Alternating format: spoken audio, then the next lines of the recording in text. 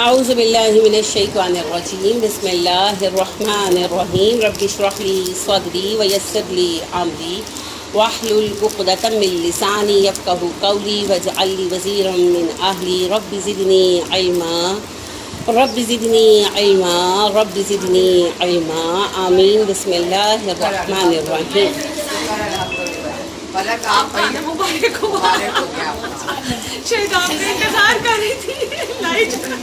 اللہ رب کریم بہترین فرمائے ہمارے لیے.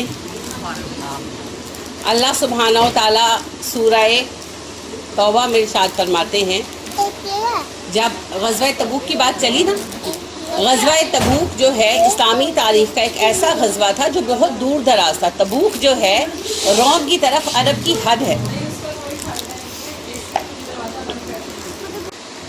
اور گرمی کو سر پہ سوار نہ کریں. گرمی ہے، گرمی رہے گی، کیونکہ ہے ہی گرمی. You can't change the season. میں وہی آپ سے عرض کر رہی ہوں کہ تبوک کا غزوہ پیش آیا اور اسلام کی تاریخ کا یہ بہت اہم غزوہ ہے.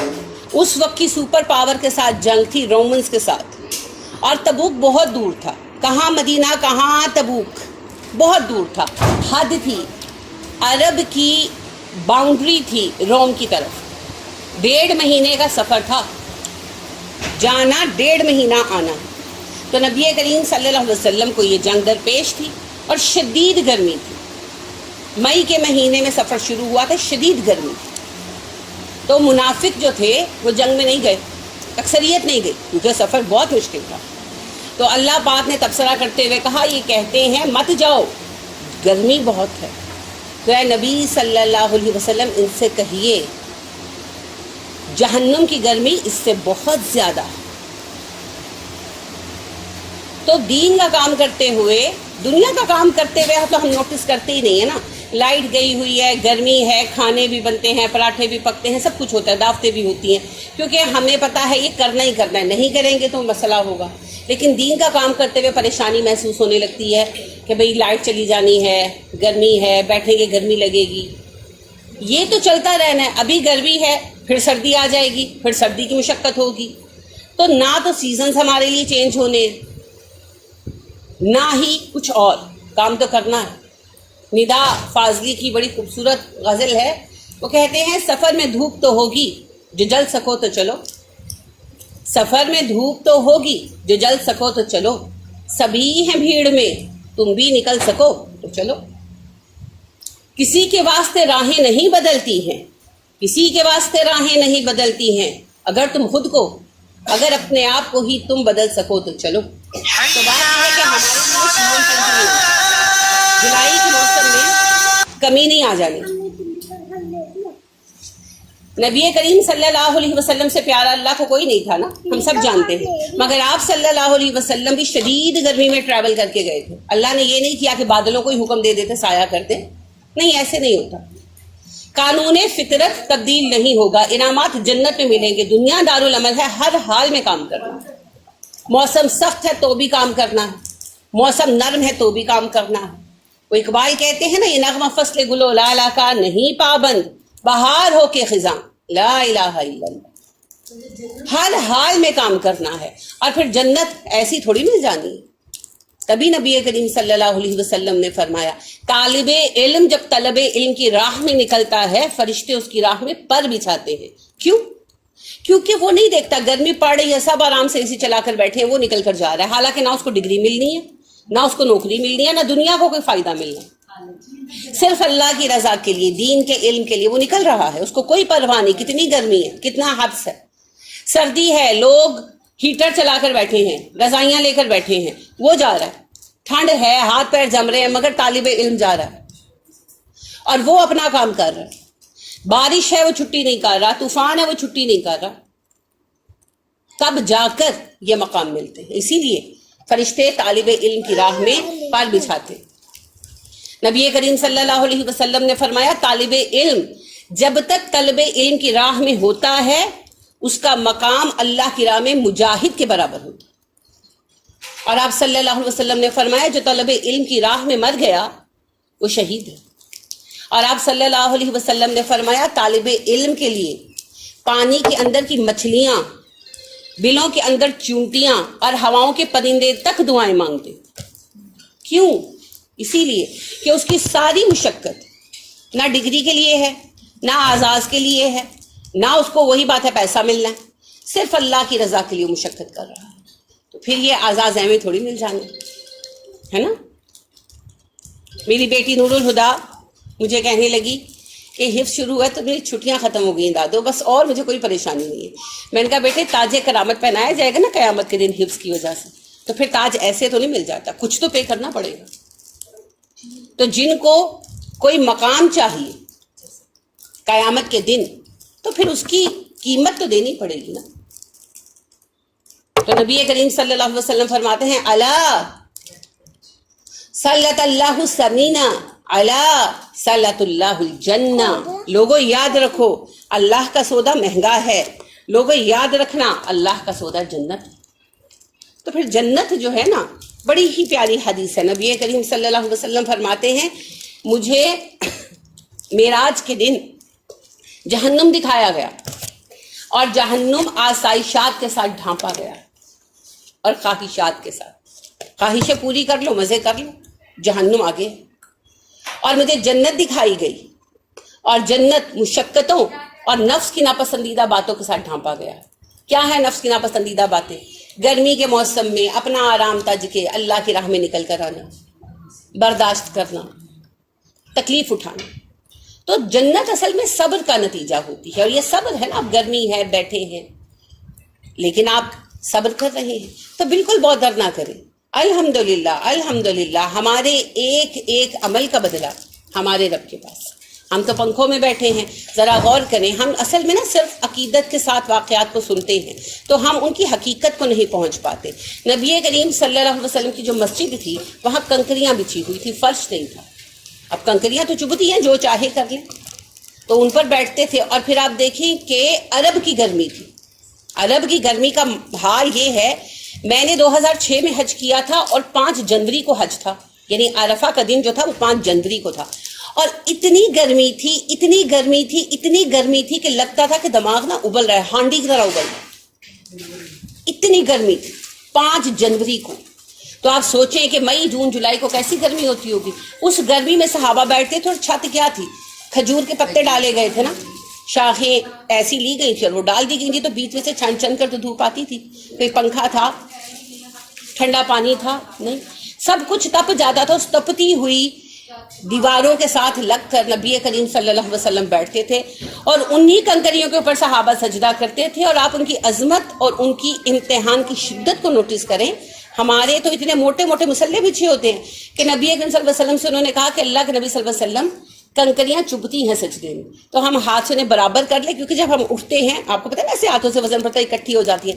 آپ نے کہا ونس ان ون صلاح، ایک نماز میں ایک بار، بار بار نہیں کر سکتے، نماز کے ادب کے خلاف.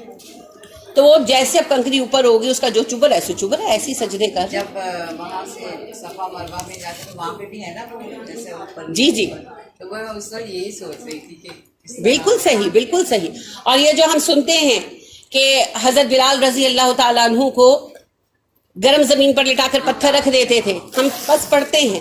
مجھے اس کی فرسٹ ریئلائزیشن حج پر ہوئی. ہم لوگوں کی ادھر سے لاسٹ فلائٹ تھی، میرا خیال ہے ہم لوگ 22 سے 23 دسمبر کو وہاں پہنچے تھے. تو ہم گئے تو حج کا رش پیک پر تھا، اور مکہ میں، مینا کی بات نہیں کر رہی، مکہ میں ہم لوگ نکلے حرم میں جانے کے لیے نیکسٹ ڈے.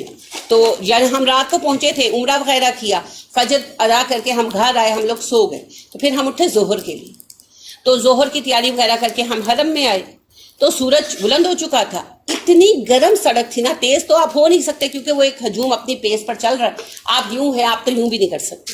اور نیچے سڑک کی گرمی اتنی تھی کہ مجھے لگ رہا تھا کہ نیچے تارکول پگھل گیا اور میرے جوتے کا تلہ بھی پگھل گیا.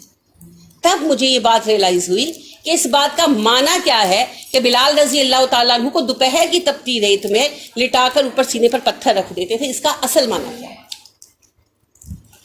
تو ایسی آزمائشوں سے گزرے وہ لوگ. ہماری تو وہ آزمائشیں ہیں ہی نہیں، ہماری تو وہ آزمائش، ہماری تو ساری آزمائش پتہ کس سے ہے؟ خود اپنے آپ سے، ہمارا نفس، اور اس کے بعد ہمارے رشتے. تو اللہ سبحانہ و تعالی ہمارے اعمال کو قبول کرے، آمین. تو بالکل پرواہ مت کیا کریں، بالکل پرواہ مت کیا کریں. اور ایک بات اور سوچیں، ابھی آپ ساتھ بیٹھے ہیں، لائٹ نہیں تھی، پسینے آئے ہوں گے، ایک دوسرے کے پسینے کی اسمیل بھی آ رہی ہوگی، نارمل باتیں آتی ہے، لاکھ خوشبو لگائی ہو ہلکی پھلکی تو آتی ہے نا. تو آپ دیکھیے کہ قیامت کے دن کا حال نبی صلی اللہ علیہ وسلم بتاتے ہیں کہ قیامت کے دن ہر انسان اپنے پسینے میں ڈوبا ہوا ہوگا. تو کسی کا پسینہ اس کے پیروں تک، کسی کا ٹخنے تک، کسی کا پنڈلی تک، کسی کا گھٹنے تک، اور کسی کا سینے تک، اور کسی کا ایسا ہوگا کہ اس کے منہ میں پسینے کی لگامیں گویا ڈالی گئی ہوں گی، اور کوئی اس میں ڈبکیاں کھا رہا ہوگا. انا للہ و انا الیہ راجعون. اچھا، یہ قیامت کے دن کی باتیں ہمارے گمان سے الگ ہیں. ایک کا پسینہ دوسرے کو پریشان نہیں کرے گا، لیکن اپنے لیے اپنا پسینہ سزا ہوگا.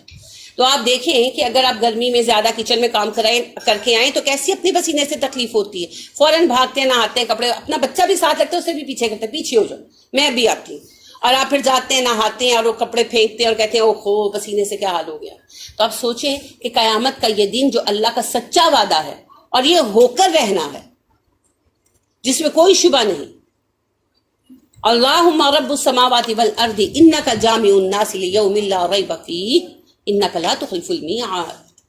سورہ آل عمران کی آیت ہے. اللہ کہتے ہیں جو راسخون فی العلم ہے وہی دعا مانگتے ہیں کہ اللہ پاک آپ رب السماوات والارض ہے، اور ایک دن آپ سارے انسانوں کو جمع کریں گے، اور اس دن کے آنے میں کوئی شبہ نہیں، کیونکہ یہ آپ کا وعدہ ہے اور آپ وعدے کی خلاف ورزی نہیں کرتے.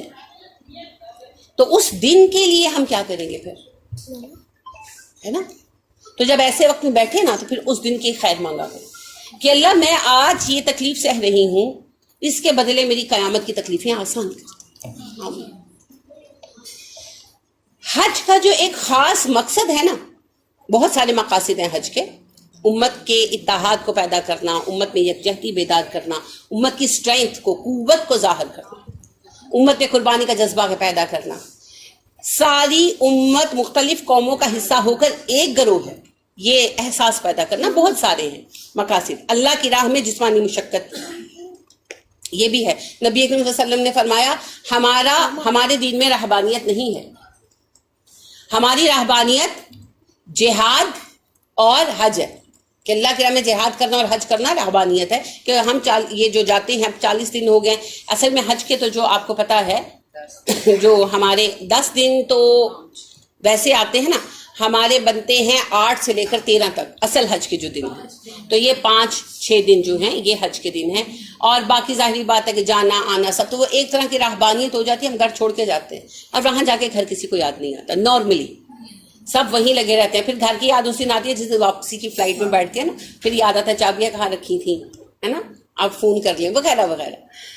الحمدللہ یہ بھی بڑی بات ہے جی کہ وہاں ہو کر دل وہیں پر اٹکا رہے، یہ بھی بڑی بات ہے. تو اللہ پاک قبول فرمائے، یہ بھی اللہ کی راہ میں ایک جہاد ہے، یہ بھی اللہ کی راہ میں ایک مشقت ہے. اب اس کا ایک اور اہم مقصد یہ ہے کہ ہمیں آخرت کی یاد آئے، آخرت کی یاد آئے. آخرت میں سب نے یکساں ہونا ہے نا، اور جو آخرت کی مشقت ہے بے سر و سامانی، اسی بے سر و سامانی کو آپ ایک حد تک ایکسپیرینس کرتے ہیں عرفہ کے میدان میں. عرفہ کا میدان ایک حد تک ہمارے میدان حشر کی یاد ہے. اور حج کے جو ہمارے ارکان ہیں ان میں جو ایک بے بسی ہے، اللہ کے سامنے جو ایک سرنڈر کرنے کی کیفیت ہے، وہ سب ہماری آخرت کی یادوں کے دن ہیں. اور خاص طور پر عرفہ تو حشر کی ایک عظیم یادگار ہے اگر ہم وہاں بیٹھ کر یاد کریں. اور اب وہ دن شروع ہونے والے ہیں. امید تو یہ ہے کہ جمعے کے دن جو ہے وہ 1 تاریخ ہوگی انشاءاللہ ذوالحج کی. تو باقی جو اللہ کا حکم انشاءاللہ اللہ فضل فرمائے. ذوالحج کا مبارک مہینہ شروع ہو رہا ہے. ذوالقعدہ کا جو ہے وہ ماشاءاللہ گزر گیا. ہم نے چاہا تھا کہ حج ورک شاپ آرگنائز کریں، مگر وہ ڈیو ٹو سم ریزنز ہو نہیں پائی. ایک تو کچھ شمائلہ مصروف ہوئی، انہوں نے ایک ویک مجھ سے کانٹیکٹ بھی کیا، مگر اس دن ہمارا رات تک پلان تھا، مگر رات کو میرے میاں کی طبیعت کچھ بگڑ گئی اور میں نے کہا پھر میں نہیں آ پاؤں گی، کیونکہ دور ہے تو پھر پورا دن میں گھر سے باہر ہو جاتی ہوں، تو میرے میاں بیمار ہیں. اللہ کو حکم نہیں تھا. نیکسٹ ایئر انشاءاللہ ہم پہلے سے پلان کریں گے انشاءاللہ. میرے گھر کی طرف تو رہیں، وہاں تو ہم نے دونوں مدرسوں میں 2 ورک شاپ رکھی اور بہت پر لطف رہیں، بہت اچھی رہیں. یہاں نہیں ہو سکا. انشاءاللہ یار زندہ صحبت باقی اگلے سال سے ہی انشاءاللہ. ابھی آپ کو پتا ہے ذوالحج شروع ہونے والا ہے. ذوالحج سے مراد ہے حج کا مہینہ. حج کا مہینہ ہمارے سال کا آخری مہینہ ہے اور اس کی اہم عبادت تو حج ہی ہے. جو حج پر نہ بھی جا سکیں انہیں بھی باقی سب عبادات کرنی ہوتی ہیں سوائے حج کی. نبی کریم صلی اللہ علیہ وسلم نے فرمایا کہ یہ جو 10 دن ہیں، یہ 10 دن سارے سال سے بڑھ کر افضل ہے، اور کوئی عمل جو ان 10 دنوں میں کیا جائے باقی سارے سال میں کیے گئے کسی عمل کے برابر نہیں ہو سکتا.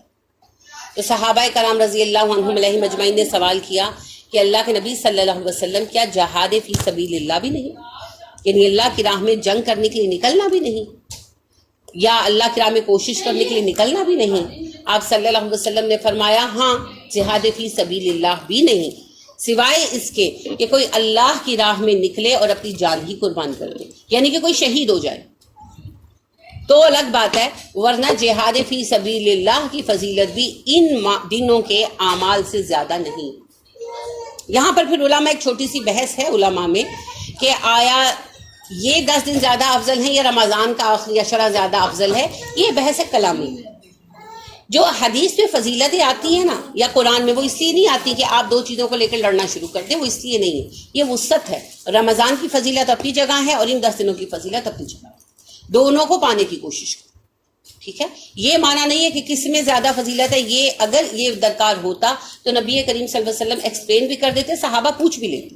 مگر صحابہ نے یہ نہیں پوچھا کہ اللہ کے نبی صلی اللہ علیہ وسلم رمضان کا آخری عشرہ زیادہ اہم ہے یا یہ بعد میں نا عالموں کے درمیان فلسفیانہ بحثیں شروع ہوئی، تو ان میں پڑھنے سے کچھ حاصل وصول نہیں ہوگا. رمضان کے 10 دن کی بھی کوشش کریں، ان کی بھی کوشش کریں. اور سورہ فجر کی جو دوسری آیت ہے وَلَيَالٍ عَشْرٍ، اس کے بارے میں صحابہ مفسرین جو ہیں جیسے عبداللہ بن عباس رضی اللہ تعالیٰ عنہ اور عبداللہ بن مسعود رضی اللہ تعالیٰ عنہ، ضحاک ابن اسحاق، سعید بن جبیر رضی اللہ تعالیٰ عنہما، ان سب کی رائے یہی ہے کہ یہ ذوالحج کے 10 دن اور 10 رات. تو بعد ازاں میں نے آپ سے کہا نا کہ جب یہ بحثیں شروع ہوئیں تو پھر ان میں بعض نے کہا کہ نہیں اس سے مراد رمضان کا آخری عشرہ ہے. مگر یہ ساری رائے جو ہے آپ کو بعد والے 4 صدی کے بعد جب یہ بحثیں شروع ہوئیں فلسفیانہ قسم کی تب ملیں گی. اگر آپ صحابہ اور تابعین مفسرین کو دیکھیں گے، قتادہ رضی اللہ تعالیٰ عنہ وہ کہتے ہیں اس سے مراد لیالین عشر سے مراد ذوالحج کا پہلا عشرہ. تو سبھی مفسرین صحابہ جو ہیں ان کی یہی رائے ہے. تو ذوالحج کے جو پہلے 10 دن ہیں ان کے لیے نبی کریم صلی اللہ علیہ وسلم کے فرمان میں نے بھی آپ سے شیئر کیا کہ آپ نے کہا ان 10 دنوں میں جو عمل کیا گیا سارے سال کا کوئی عمل اس کی برابری نہیں کر سکتا. اور صحابہ نے پوچھا کہ کیا جہاد فی سبیل اللہ بھی؟ آپ نے فرمایا ہاں، جہاد فی سبیل اللہ بھی برابری نہیں کر سکتا، الا یہ کہ کوئی اللہ کی راہ میں نکلے اور شہید ہی ہو جائے، کہ شہادت کا پھر کوئی مقابلہ نہیں. تو یہ ماشاءاللہ ایسے دن. ایک اور حدیث میں آپ صلی اللہ علیہ وسلم نے فرمایا پورے سال میں ذوالحج کے پہلے عشرے سے زیادہ بابرکت، روشن، تابناک اور فضیلت والے کوئی ایام نہیں. ان دنوں میں اللہ سبحانہ و تعالیٰ اعمال کا وزن جس طرح کرتے ہیں باقی سارے سال میں اس طرح نہیں کرتے. تو لوگوں ان دنوں میں نیک اعمال کی کثرت کریں. تو یہ 10 دن ہمارے سامنے ماشاءاللہ آنے والے. ان 10 دنوں میں نیک اعمال کی شدت کرنی چاہیے. نبی کریم صلی اللہ علیہ وسلم ان 10 دنوں میں صدقات کی بھی کثرت کرتے تھے اور آپ صلی اللہ علیہ وآلہ وسلم عبادات میں بھی شدت کرتے تھے. آپ صلی اللہ علیہ وسلم کا معمول مبارک تھا کہ آپ صلی اللہ علیہ وسلم ان 10 دنوں میں قرآن کو کثرت کے ساتھ پڑھتے. لہٰذا صحابہ کا معمول رہا، اکثر صحابہ کا، کہ وہ ان 10 دنوں میں قرآن مجید کو ایک بار مکمل کر لیتے تھے. یعنی کہ قرآن ایک بار پڑھ لیتے تھے، قرآن کی تکمیل کر لیتے تھے. اگر ممکن ہو تو قرآن کی تکمیل کریں، اگر ممکن نہ ہو تو جتنا ہو سکے اتنا پڑھیں. معمول سے کچھ تو بڑھائیں نا، ان دنوں کے لیے کچھ خاص اہتمام کریں. اس کے علاوہ ان دنوں میں صدقات کریں. ضروری نہیں کہ صدقہ بہت بڑا ہو، ہم دیگی پکا کر بانٹیں گے تو صدقہ ہوگا، نہیں، جو ہماری حیثیت ہے. آپ گھر میں جو کھانا بناتے ہیں اسی میں تھوڑا سا اضافہ کر کے 1-2 بندوں کا کھانا پیک کر کے کسی ضرورت مند کو دے دیں. ریڑھیوں والے ہوتے ہیں، کوئی گارڈ وغیرہ ہوتے ہیں، تو یہ آپ کا صدقہ. کچھ بھی کر سکتے ہیں جو آپ کے لیے پاسبل ہے. شربت کی بوتل منگا لیں اور آپ کولر شربت کا بنا کر تو باہر بچے جو ہیں پلا دیں، گرمی ہے. جو آپ کر سکتے لیکن کریں ضرور. ان 10 دنوں میں صدقہ ضرور کریں کیونکہ اللہ سبحانہ و تعالیٰ کے ہاں اس کی بہت اہمیت ہے. نبی کریم صلی اللہ علیہ وآلہ وسلم ذوالحج کے 10 روزے رکھا کرتے 9. آپ صلی اللہ علیہ وسلم ذوالحج کے پہلے 9 روزے رکھا کرتے تھے. لہٰذا یہ صحابہ سے آتا ہے کہ نبی کریم صلی اللہ علیہ وسلم کی عادت تھی کہ آپ صلی اللہ علیہ وسلم ذوالحج کے 9 روزے رکھتے، یعنی 1 ذوالحج سے 9 ذوالحج تک. 10 کو تو پھر عید ہو جاتی ہے نا. تو آپ صلی اللہ علیہ وسلم یہ روزے رکھتے تھے. لہٰذا ان لوگوں کی روزوں کی بہت فضیلت ہے. آپ صلی اللہ علیہ وسلم کے معمول میں ہے عاشورہ کا روزہ. انس رضی اللہ تعالیٰ عنہ کہتے ہیں، ابن مسعود بھی کہتے ہیں، اور ابن عباس رضی اللہ تعالیٰ عنہ کہتے ہیں، اور اما عائشہ صدیقہ رضی اللہ تعالیٰ عنہ بھی کہتی ہے. ویسے اس کی روایت بہت صحابہ سے ہے. یہ 4 وہ ہیں جو آپ کے گھر میں تھے نا آپ کے ساتھ. انس 10 سال تک آپ کے ساتھ رہے. ابن مسعود رضی اللہ تعالیٰ عنہ تو آپ صلی اللہ علیہ وسلم کی نبوت کے 5ویں یا 6 سال میں مسلمان ہو کر آپ کے گھر آئے، اور آپ کی پوری زندگی پھر آپ کے ساتھ رہے. اور اما عائشہ تو آپ کی بیوی تھی. اور ابن عباس جو ہیں وہ آپ کے چچا کے بیٹے تھے اور آپ کے بڑے لاڈلے کزن تھے، اور گھر بہت آتے جاتے تھے. تو ان لوگوں کی گواہی بہت زیادہ اہم ہو جاتی ہے. تو یہ سبھی کہتے ہیں کہ آپ صلی اللہ علیہ وسلم کی پوری زندگی کا معمول تھا کہ آپ ایام بیض کے روزے رکھتے تھے، یعنی کہ 13، 14 اور 15 کا روزہ ہر مہینے. اور آپ صلی اللہ علیہ وآلہ وسلم عاشورہ کا روزہ رکھتے تھے، محرم کی جو 10 تاریخ ہے. اور آپ صلی اللہ علیہ وسلم ذوالحج کے 9 سیام یعنی کہ 9 روزے رکھتے تھے. 9 روزے رکھتے تھے 1 سے 9 تک. تو یہ آپ صلی اللہ علیہ وسلم کا زندگی بھر کا معمول ہے. گرمی تو ہے لیکن اجر بہت زیادہ، ٹھیک ہے نا، کیونکہ ان دنوں کے اعمال جیسا عمل باقی سارے سال نہیں ہو سکتا. تو جو رکھ سکے رکھے، جو نہ رکھ سکے کوئی بات نہیں. عمر ہوتی ہے، بیماری بھی ہوتی ہے، سارے نہ رکھ سکیں، جتنے رکھ سکے اتنے رکھیں، ٹھیک ہے. اور جو عرفہ کا دن ہے، عرفہ کے دن کی اپنی اہمیت ہے، کیونکہ عرفہ کا دن دراصل حج کا دن ہے. ایک بات یہ سمجھ لیں، ہمارا عرفہ اس دن ہوگا جس دن ہماری 9 تاریخ ہوگی، ٹھیک ہے نا. ہمارے لوگ یہ کرتے ہیں کہ جی اوتھے حج ہو رہے ہیں. دیکھیں ہمارا چاند جو نکلا ہے ہم اس کو فالو کریں، ٹھیک ہے. جس دن خطبہ حج ہو رہا بیٹھ کے سن لیں، لیکن جو عرفہ کے اعمال ہیں وہ عرفہ کے دن ہی ہوں گے. کیونکہ پھر عید ان کے ساتھ کیوں نہیں کرتے؟ کیونکہ ہم وہاں رہتے نہیں. ہم جہاں رہتے ہیں ہم وہاں کی ڈیٹ اینڈ ٹائم کو فالو کریں گے نا. تو جس طرح ہمارے سارے دن سعودیہ سے چینج ہی آتے ہیں، بالکل اسی طریقے سے ہمارا عرفہ بھی ان سے چینج ہی آئے. اس میں کوئی کنفیوژن نہیں ہے. لوگ اکثر کہتے ہیں جی یہ تو بڑا کنفیوزنگ کوشچن ہے. کیوں کنفیوزنگ ہے؟ کوئی کنفیوژن نہیں ہے. آپ جس خطے میں رہتے ہیں آپ اسی کو فالو کریں گے نا. اس میں کیا کنفیوژن ہے؟ کوئی کنفیوژن نہیں ہے. ہاں خطبہ حج آپ ان کے ساتھ سن لیں، ٹھیک ہے، کوئی حرج نہیں ہے. لیکن جو عرفہ کے اعمال ہیں وہ تو عرفہ کے دن ہی ہوں گے، جیسے عید کے اعمال عید کے دن ہی ہوں گے. آپ کر سکتے ہیں کہ وہاں تو ہم سے 1 دن پہلے عید ہو جاتی ہے نارملی، بعضوں کا 2 دن پہلے بھی ہو جاتی ہے، تو آپ اس دن عید کر لیں. کیوں نہیں کرتے؟ اس دن قربانی کر لیں. کیونکہ ہماری ہوئی نہیں نا ڈیٹ کے ساتھ، کیلنڈر کے ساتھ. تو ہماری جس دن 9 تاریخ ہوگی ذوالحج کی، اس دن عرفہ کا دن ہوگا. عرفہ کے دن میں حاجیوں نے تو عرفات کے میدان میں دن گزارنا ہوتا ہے. اب ہم تو ظاہر ہے یہاں ہے، اللہ توفیق دے، اللہ نصیب کرے ہم بھی جائیں.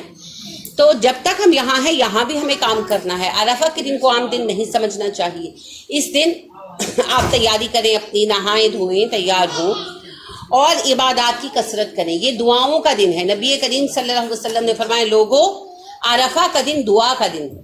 اس دن اللہ سے اپنی دعائیں مانگا کرو، کیونکہ عرفہ کے دن اللہ سبحانہ و تعالی عرفہ کے حاجیوں کے قریب ہوتا ہے، یہ زمین کے قریب ہوتا ہے، اور فرشتوں سے کہتا ہے دیکھو یہ میرے بندے یہ کیوں آئے ہیں عرفہ میں اتنی گرمی میں؟ صرف میری رضا کے لیے. اور اللہ ان بندوں پر فخر کرتا ہے فرشتوں کے سامنے. اور اللہ سبحانہ و تعالیٰ عرفہ میں موجود لوگوں کی اور وہ سب لوگ جو اس دن میں دعائیں مانگتے ہیں ان کی دعائیں عرفہ کی بدولت قبول کرتا ہے. ایک اور حدیث میں آتا ہے کہ عرفہ کے دن اللہ سبحانہ و تعالیٰ فرشتوں کو جمع کرتا ہے اور انہیں کہتا ہے دیکھو یہ انسان ہے، یہ آج اتنی گرمی میں اتنی مشقت میں یہاں جمع ہوئے ہیں، اور ان کے جمع ہونے کا باعث کچھ بھی نہیں ہے سوائے میری حکم کے. تو تم گواہ رہنا کہ میں نے ان سب کو معاف کر دیا. تو عرفہ کا جو دن ہے یہ دعاؤں کی قبولیت کا دن ہے. نبی کریم صلی اللہ علیہ وسلم نے یہ بات فرمائی. مدینہ میں تھے آپ، حج پر نہیں گئے تھے. آپ نے کہا لوگوں عرفہ کا دن ہے تمہارے سامنے، اور عرفہ کا دن دعاؤں کی قبولیت کا دن ہے، تو تم لوگ اللہ سے اپنی حاجتیں مانگو. اور میں تو کہتا ہوں سب سے اچھی دعا ہے لا الہ الا اللہ وحدہ لا شریک لہ لہ الملک ولہ الحمد وہو علی کل شیء قدیر. یہ آپ نے کہا کہ یہ سب سے اچھی دعا ہے عرفہ کی. اب اس میں ذہن میں سوال آتا ہے دعا کہاں پر ہے نا؟ تو اللہ کی توحید بیان کی. کیا ہے اس میں؟ اللہ جی آپ کے سوا کوئی الہ نہیں، آپ زمین و آسمان کے بادشاہ ہیں، سب بادشاہت آپ کے لیے، حمد آپ کے لیے. آپ سنتے ہیں، آپ جانتے ہیں کہ اللہ کی تعریف بیان کی، اللہ کی عظمت بیان کی، اور پھر آخر میں بات ختم کر دی. اللہ میں کیا مانگوں آپ سے؟ جو میری حاجتیں ہیں وہ آپ جانتے ہیں، میں جس مشقت میں ہوں وہ آپ سنتے ہیں، مجھ سے بہتر آپ کو پتا ہے مجھے کیا چاہیے، تو جو مجھے چاہیے مجھے عطا. اول تو اتنا ہی کافی ہے. جب ہم کہتے ہیں وہ السمیع العلیم، وہی سنتا ہے، وہی جانتا ہے، تو بات وہیں پر رک جاتی ہے. پھر اللہ سبحانہ و تعالیٰ کی ان کے جو، جب ہم یہ چوتھا کلمہ جسے ہم کہتے ہیں عام طور پر ہم پڑھتے ہیں، تو اس میں اللہ کی توحید بیان کی جاتی ہے خالص. اور جو بندہ توحید بیان کرے اور پھر وہ اللہ سے دعا مانگے، اللہ ضرور قبول کرتے ہیں. یہ بات نبی اکرم صلی اللہ علیہ وسلم کہہ چکے، بارہا کہہ چکے کہ جس نے اللہ کی وحدانیت بیان کی اور پھر اللہ سے دعا مانگی تو اللہ سبحانہ و تعالیٰ اس کی دعا قبول کرتے ہیں.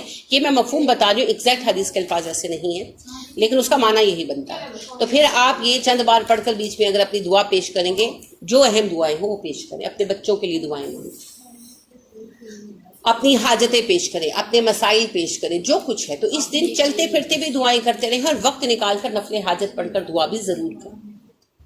اور پھر عرفہ کے دن سے ہمارے تکبیرات کا سلسلہ بھی شروع ہو جاتا ہے. ویسے تو تکبیریں شروع کر دینی چاہیے یکم ذوالحج سے، تاکہ عادت بن جائے، کیونکہ ذوالحج کی خاص عبادت یہ ہے، بہت خاص عبادت جو ذوالحج کے ساتھ خاص ہے، وہ ہے تکبیرات. ذوالحج کے جو 3 دن ہیں 11، 12، 13، انہیں ایام تشریق کہا جاتا ہے، تکبیریں بلند کرنے کے دن.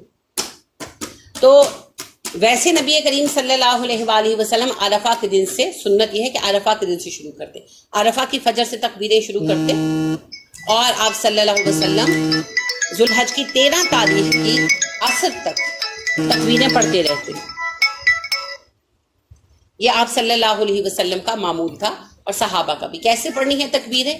نمازوں کے بعد پڑھیں، ویسے چلتے پھرتے پڑھیں، کوئی تعداد نہیں ہے، as much as you can, جتنا آپ کر سکے، جتنا گڑ ڈالے اتنا میٹھا ہوگا، چلتے پھرتے پڑھتے رہیں.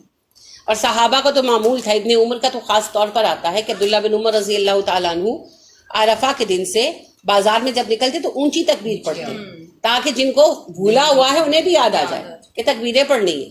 تو گھروں میں آپ بھی باواز بلند پڑھ سکتے ہیں بچوں کی یاد دہانے کے لیے، کیونکہ بچے بھول جاتے ہیں نا. سب سے بڑا بھلاوا تو یہ ہے نا، 1 سیکنڈ کے لیے پاپ اپ ہوا اور بچے نے یہ سوچ کر اٹھایا یا بچی نے یہ سوچ کر اٹھایا کہ دیکھ لو کس کا میسج ہے، اور پھر وہ جو کھلتا ہے نا ایک وہ، ہاں وہ پتہ نہیں، وہ ٹائم کا پتہ ہی نہیں چلتا، وہ ہوش ہی نہیں آتا. ہوش اس وقت آتا ہے جب کوئی ہوش دلاتا ہے. تو اس لیے وقتاً فوقتاً باواز بلند تکبیریں پڑھنی چاہیے. مرد حضرات باہر پڑھ سکتے ہیں، ہم تو باہر نہیں پڑھ سکتے، لیکن گھروں میں، تاکہ ہمارے بچوں کو یاد آ جائے. لکھ کر بھی آپ لگا سکتے ہیں، ٹھیک ہے نا، چھوٹا سا بنا کر 1-2 بنا لیں، اور جو ہے آپ لکھ کر گھر کی مختلف جگہوں پر لگا دیں، تاکہ جو بھولے ہوئے ہم کو یاد آ جائے. تو وہ جب جب پڑھیں گے اجر آپ کو ہوگا انشاءاللہ.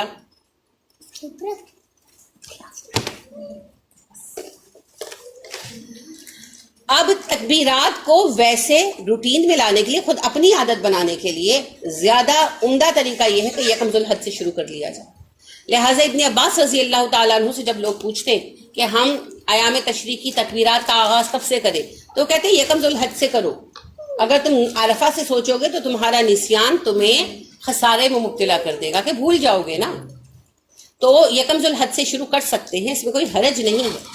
لیکن خاص وہ دن جن میں تکبیرات کثرت سے کرنی چاہیے وہ 9 ذوالحج،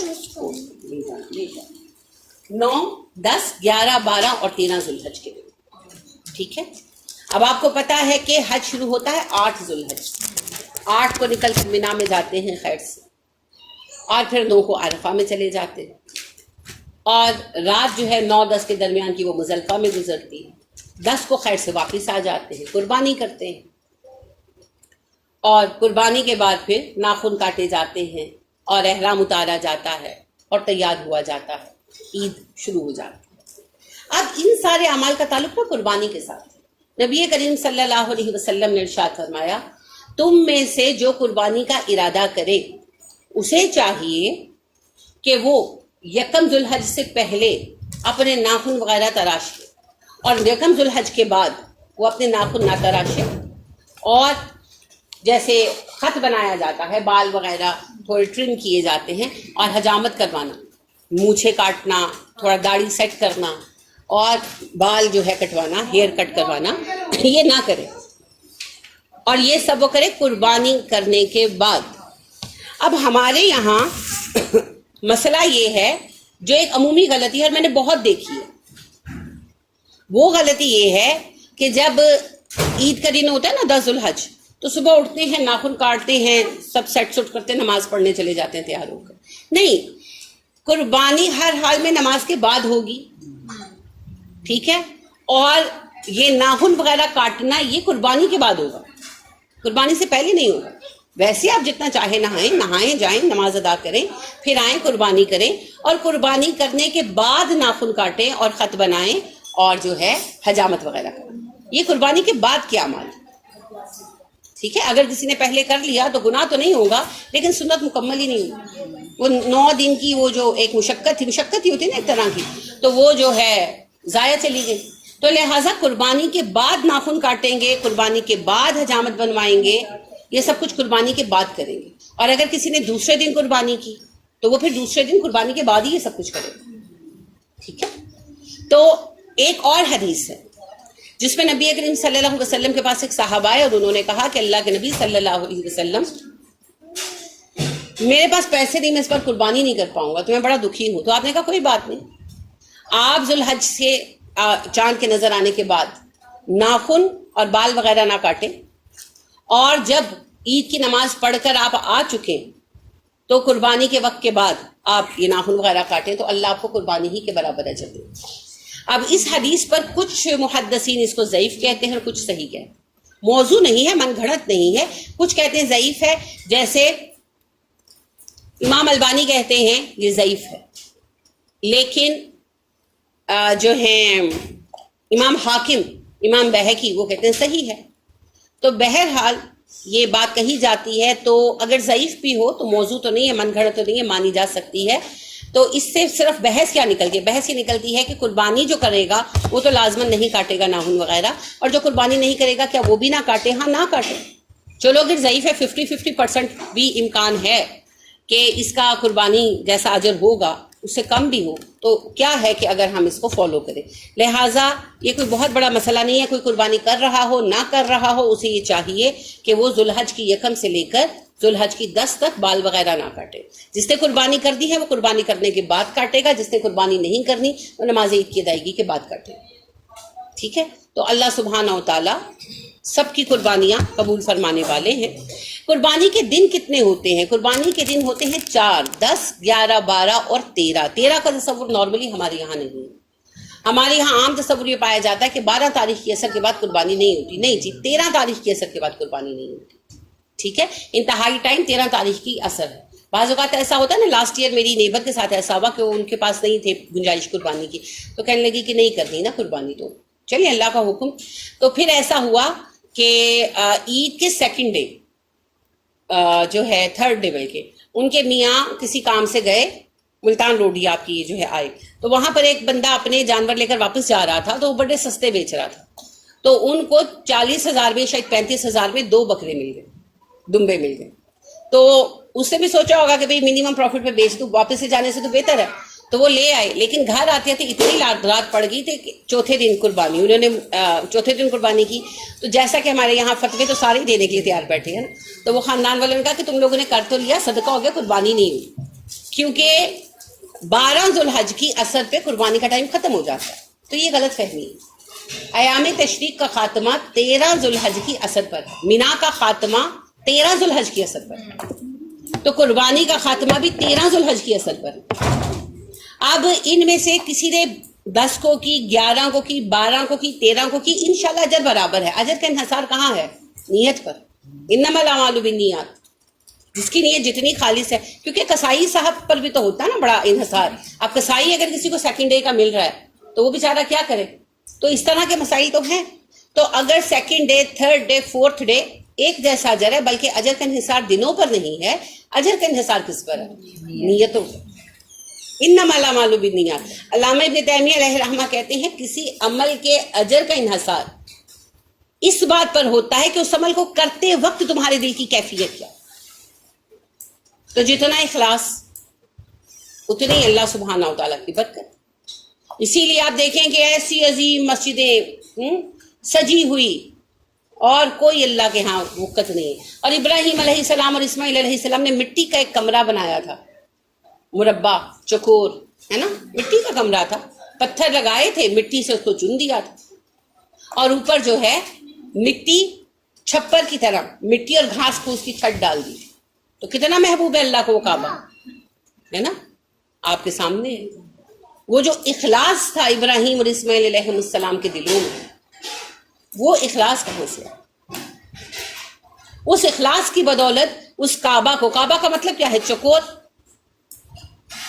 اس ایک چکور کمرے کو اللہ نے مرکز خلائق بنا دیا قیامت تک کے لیے. اور اتنی بڑی بڑی مسجدیں ہیں. بحریہ کی مسجد میں مجھے جانے کا اتفاق ہوا. ویسے میں پسند نہیں کرتی کہیں بھی جانا، میں پسند نہیں کرتی. وجہ بھی ہے، نبی اکرم صلی اللہ علیہ وسلم نے فرمایا صرف 3 مسجدوں کے لیے سفر جائز ہے، حرم کے لیے، مسجد نبوی کے لیے اور مسجد اقصیٰ کے لیے. باقی جو مسجد تمہارے قریب ہے اسی میں جاؤ. تو مجھے ایسے شوق نہیں ہے. ہاں راستے میں کہیں ہو، اسٹے تو ہو. تو وہ جو ہے خالد غامدی صاحب آئے امام کعبہ، وہ بھی سیاسی مقصد سے ہی آئے تھے. وہ اس وقت فوج چاہیے تھی نا سعودیہ کو، ایران کو دھمکانے کے لیے.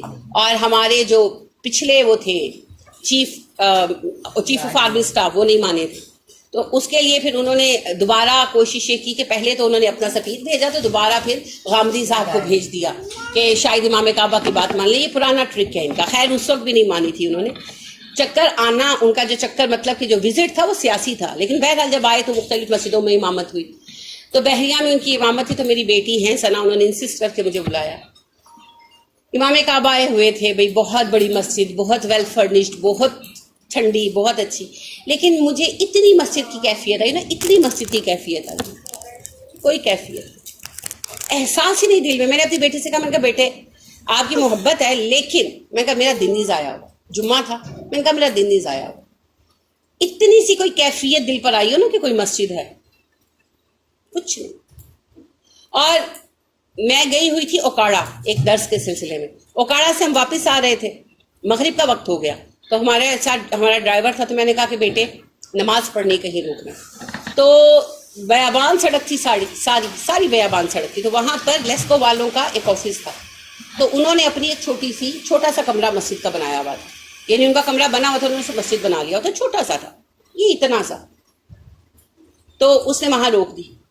تو ہم لوگوں نے ان سے کہا کہ ہم، وہ نماز پڑھ رہے تھے. ہم نے کہا ہم خواتین بھی نماز پڑھ لیں گے. جی باجی پڑھ لیں. تو وہ لوگ پڑھ چکے تھے، نماز سنتیں وغیرہ پڑھ رہے تھے. اس اتنے سے کمرے میں اتنا سکون تھا، اتنا، وہاں سے اٹھنے کو دل ہی نہیں کر رہا تھا. پتہ نہیں، میں نے اپنے جو ساتھی تھی، میں نے اسے کہا، میں نے کہا شمسہ پتہ نہیں جس نے بھی اس کو مسجد بنایا اس کا کتنا اخلاص رہا ہوگا، کہ وہاں ایسی کیفیت آ رہی تھی. میں مبالغہ نہیں کر رہی، میں سنجیدگی سے کہہ رہی ہوں، وہاں ایسے اطمینان مل رہا تھا جیسا حرم میں ملتا ہے. اور وہاں سے دل چاہ رہا تھا کہ ابھی بیٹھے رہیں. کہ یعنی ہم ایک دوسرے کو کہہ رہے تھے کہ یعنی مجھے کہنے لگی اب چلیں، دیر ہو رہی ہے. اچھا ہاں چلتے ہیں. پھر 2 منٹ بعد میں نے اس کو کہا چلیں دیر ہو رہی. یعنی کہ ہمارا دل چاہ رہا تھا کہ ہم یہاں بیٹھ جائیں، کچھ وقت یہاں گزار لیں. حالانکہ بالکل سادہ کمرہ تھا، اور اس کی چھت بھی اتنی تھی کہ ہم کھڑے ہو رہے تھے تو ایسے ہاتھ لگائیں تو چھت چھو لیں. جیسے وہ آفیسز کے ساتھ چھوٹے روم بنا دیے جاتے ہیں، اسٹور بنا لو، انہوں نے اس کو مسجد بنا لیا تھا. اور وہاں عام سے انہوں نے مسلے بچھائے ہوئے تھے، پر ہلکی کوالٹی کے خود ہی جیسے انہوں نے بچھائے ہوئے تھے. پنکھا لگا ہوا تھا، ایک کچھ نہیں تھا، اور گرمی تھی. لیکن جو وہاں پر سکون تھا نا دل پر اترنے والا، وہ اخلاص محسوس ہوتا. تو یہ جو کام ہے نا جتنے بھی، وہ اللہ کے ہاں قبول ہوتے ہیں اخلاص کی وجہ سے. لہٰذا اخلاص کے ساتھ صحرا کے اندر گھاس پھوس اور مٹی پتھر کا بنا ہوا کمرہ اللہ کو اتنا محبوب آتا ہے کہ اللہ اس کو کعبہ بنا دیتے ہیں، بیت اللہ بنا دیتے ہیں، اور بڑی بڑی مسجدوں کو اللہ نظر کرم ڈال کر دیکھتے بھی نہیں دیکھتے، اور بے شمار مساجد ہیں جی ایسے. یہ اللہ سبحانہ و تعالیٰ کے ہاں اعمال کی مقبولیت کا پیمانہ ہے، اور وہ پیمانہ کیا ہے؟ اخلاص. رزق حلال اور خلوص نیت. جہاں یہ نہیں ہے وہاں اللہ کو کچھ نہیں چاہیے. وہ اقبال کہتے ہیں نا، میں ناخوش و بیزار ہوں مرمر کی سلوں سے، میرے لیے مٹی کا حرم اور بنا دوں. تو کعبے کا بھی اب یہ مسئلہ بن گیا ہے کہ کعبے میں جا کر لوگ رب کعبہ کی بجائے کعبہ کو ہی دیکھتے رہتے ہیں، تصویریں کھینچتی رہتی ہیں نا. اتنا خوبصورت بنا دیا ہے. نبی کریم صلی اللہ علیہ وسلم نے فرمایا تم آخر زمانے میں وہ لوگ دیکھو گے جو مسجدوں کو سجائیں گے، اور وہ بدترین لوگ ہوں گے. تو مسجدوں کی آرائش کیوں ممنوع ہے؟ مسجد میں جا کر بھی رب یاد نہیں آتا ہوئی اتنے تصویر لا لی، اتنے تصویر لا لی. لہٰذا بچے جاتے ہیں تو آپ دیکھیں وہ سارا ٹائم تو سیلفی پوسٹ کر رہے ہوتے ہیں. ایک تو خود پسندی، اور اوپر سے کعبے کی تزئین و آرائش. نہیں، کعبے کو حسین نہیں ہونا چاہیے، کعبے کو صرف صاف ہونا چاہیے، پاک ہونا چاہیے. اور پاکی صرف بتوں سے نہیں ہوتی، پاکی صرف نجاست سے نہیں ہوتی، پاکی نمائش سے بھی ہونی چاہیے، دکھاوے سے بھی ہونی چاہیے، ریاکاری سے بھی ہونی چاہیے. اللہ رب کریم ہمارے دلوں کو بھی صاف ستھرا کر دے، آمین.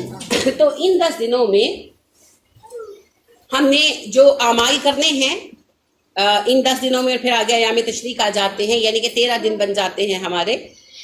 قربانی شامل ہے. تو بات میں قربانی کی کر رہی تھی کہ قربانی پہلے دن کریں، 10 کو کرے، 11 کو کرے، 12 کو کرے، 13 کو کرے، اللہ قبول کرنے والے.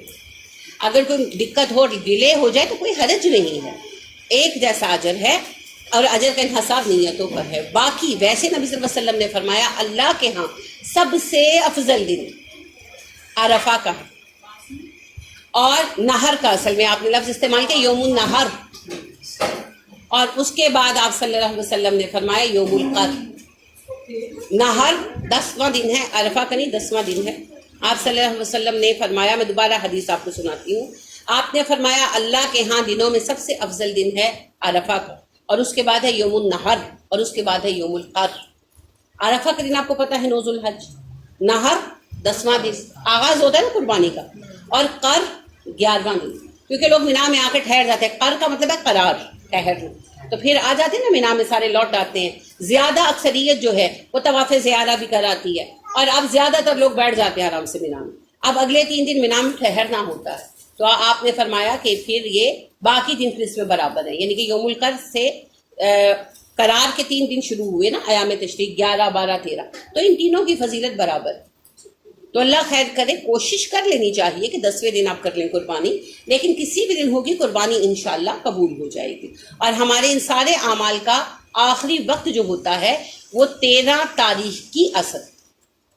تو اس وقت تک اپنے اعمال کو جاری رکھیں، تکبیر کہیں، تحلیل کہیں. نبی کریم صلی اللہ علیہ وسلم نے کہا کہ تمہارا رب جتنا خوش اپنے بندے کے ان 10 دنوں کے اعمال پر ہوتا ہے اور کسی دن پر نہیں ہوتا.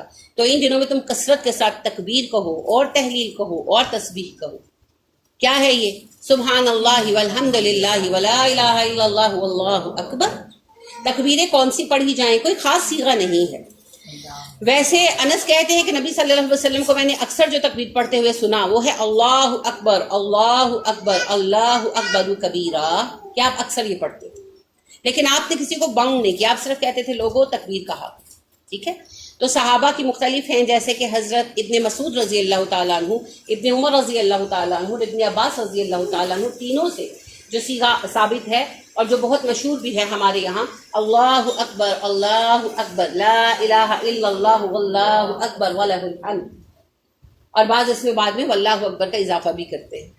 تو یہ صحابہ سے ثابت ہے. تو کوئی بھی پڑھ لے. تکبیر کا مطلب ہے اللہ اکبر کہنا. اللہ اکبر، اللہ اکبر، اللہ اکبر الاکبر، یہ بذات خود ایک جو ہے تکبیر ہے. پھر اللہ اکبر، اللہ اکبر کبیرہ، یہ بھی ایک علیحدہ تکبیر ہے. تو آپ کسی بھی طرح سے تکبیر پڑھیں. اور اگر آپ یہ جسے ہم تیسرا کلمہ کہتے ہیں سبحان اللہ والحمد للہ ولا الہ الا اللہ واللہ اکبر پڑھتے ہیں تو یہ بھی تکبیر ہے. خالی اللہ اکبر اٹ سیلف تکبیر، خالی اللہ اکبر اٹ سیلف تکبیر. تو اس کو آپ اپنے معمول میں رکھیں. اللہ رب کریم ہمارے لیے آسان فرمائے، آمین. ان 10 دنوں میں صلہ رحمی کا بھی اپنا اجر ہے. کوئی ناراضگی ہے کسی کے ساتھ تو اسے ختم کر لیں، کوشش کریں، بات کر کے دیکھ لیں، اور ایک دوسرے کے ساتھ حسن سلوک کریں، ایک دوسرے کا خیال رکھیں.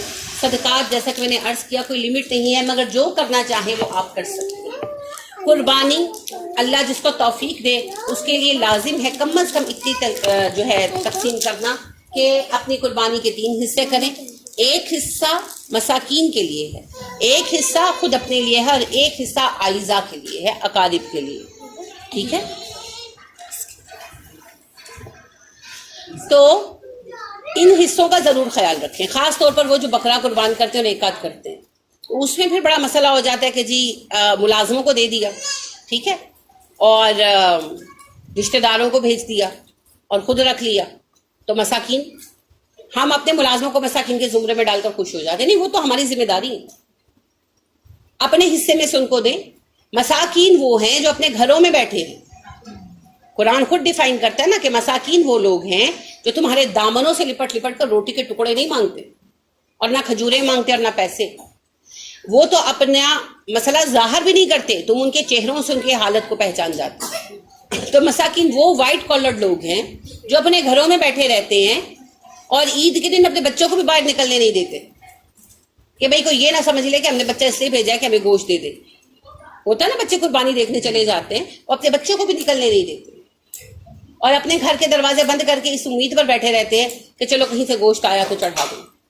وہ مساکین ہیں، ان تک پہنچنا ذمہ ہے آپ کا. خالی قربانی کر دینا آپ کا اس فرض سے آپ کو عہدہ برا نہیں کرتا. یا تو خود پہنچے یا اس بندے سے رابطہ کریں جو پہنچا سکے. ٹھیک ہے؟ تو مساکین کا حق دینا ضروری ہے.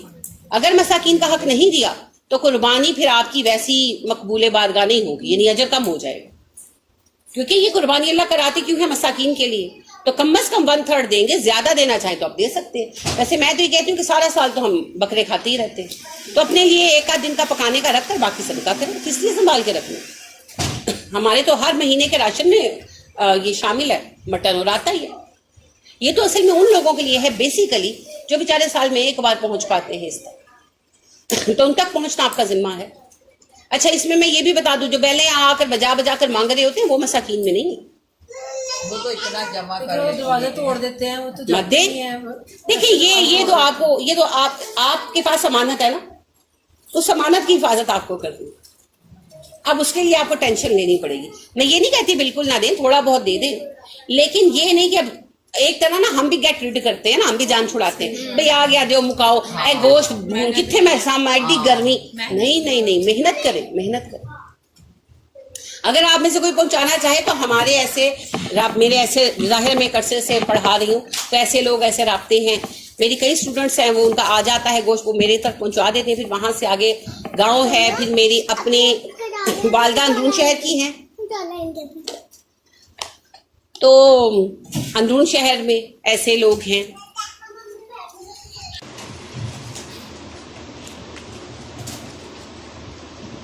ادھر بھی بہنوں کو دیں، چھوٹی بہنوں کو تو دیں نا کم از کم، کتنی بری بات ہے.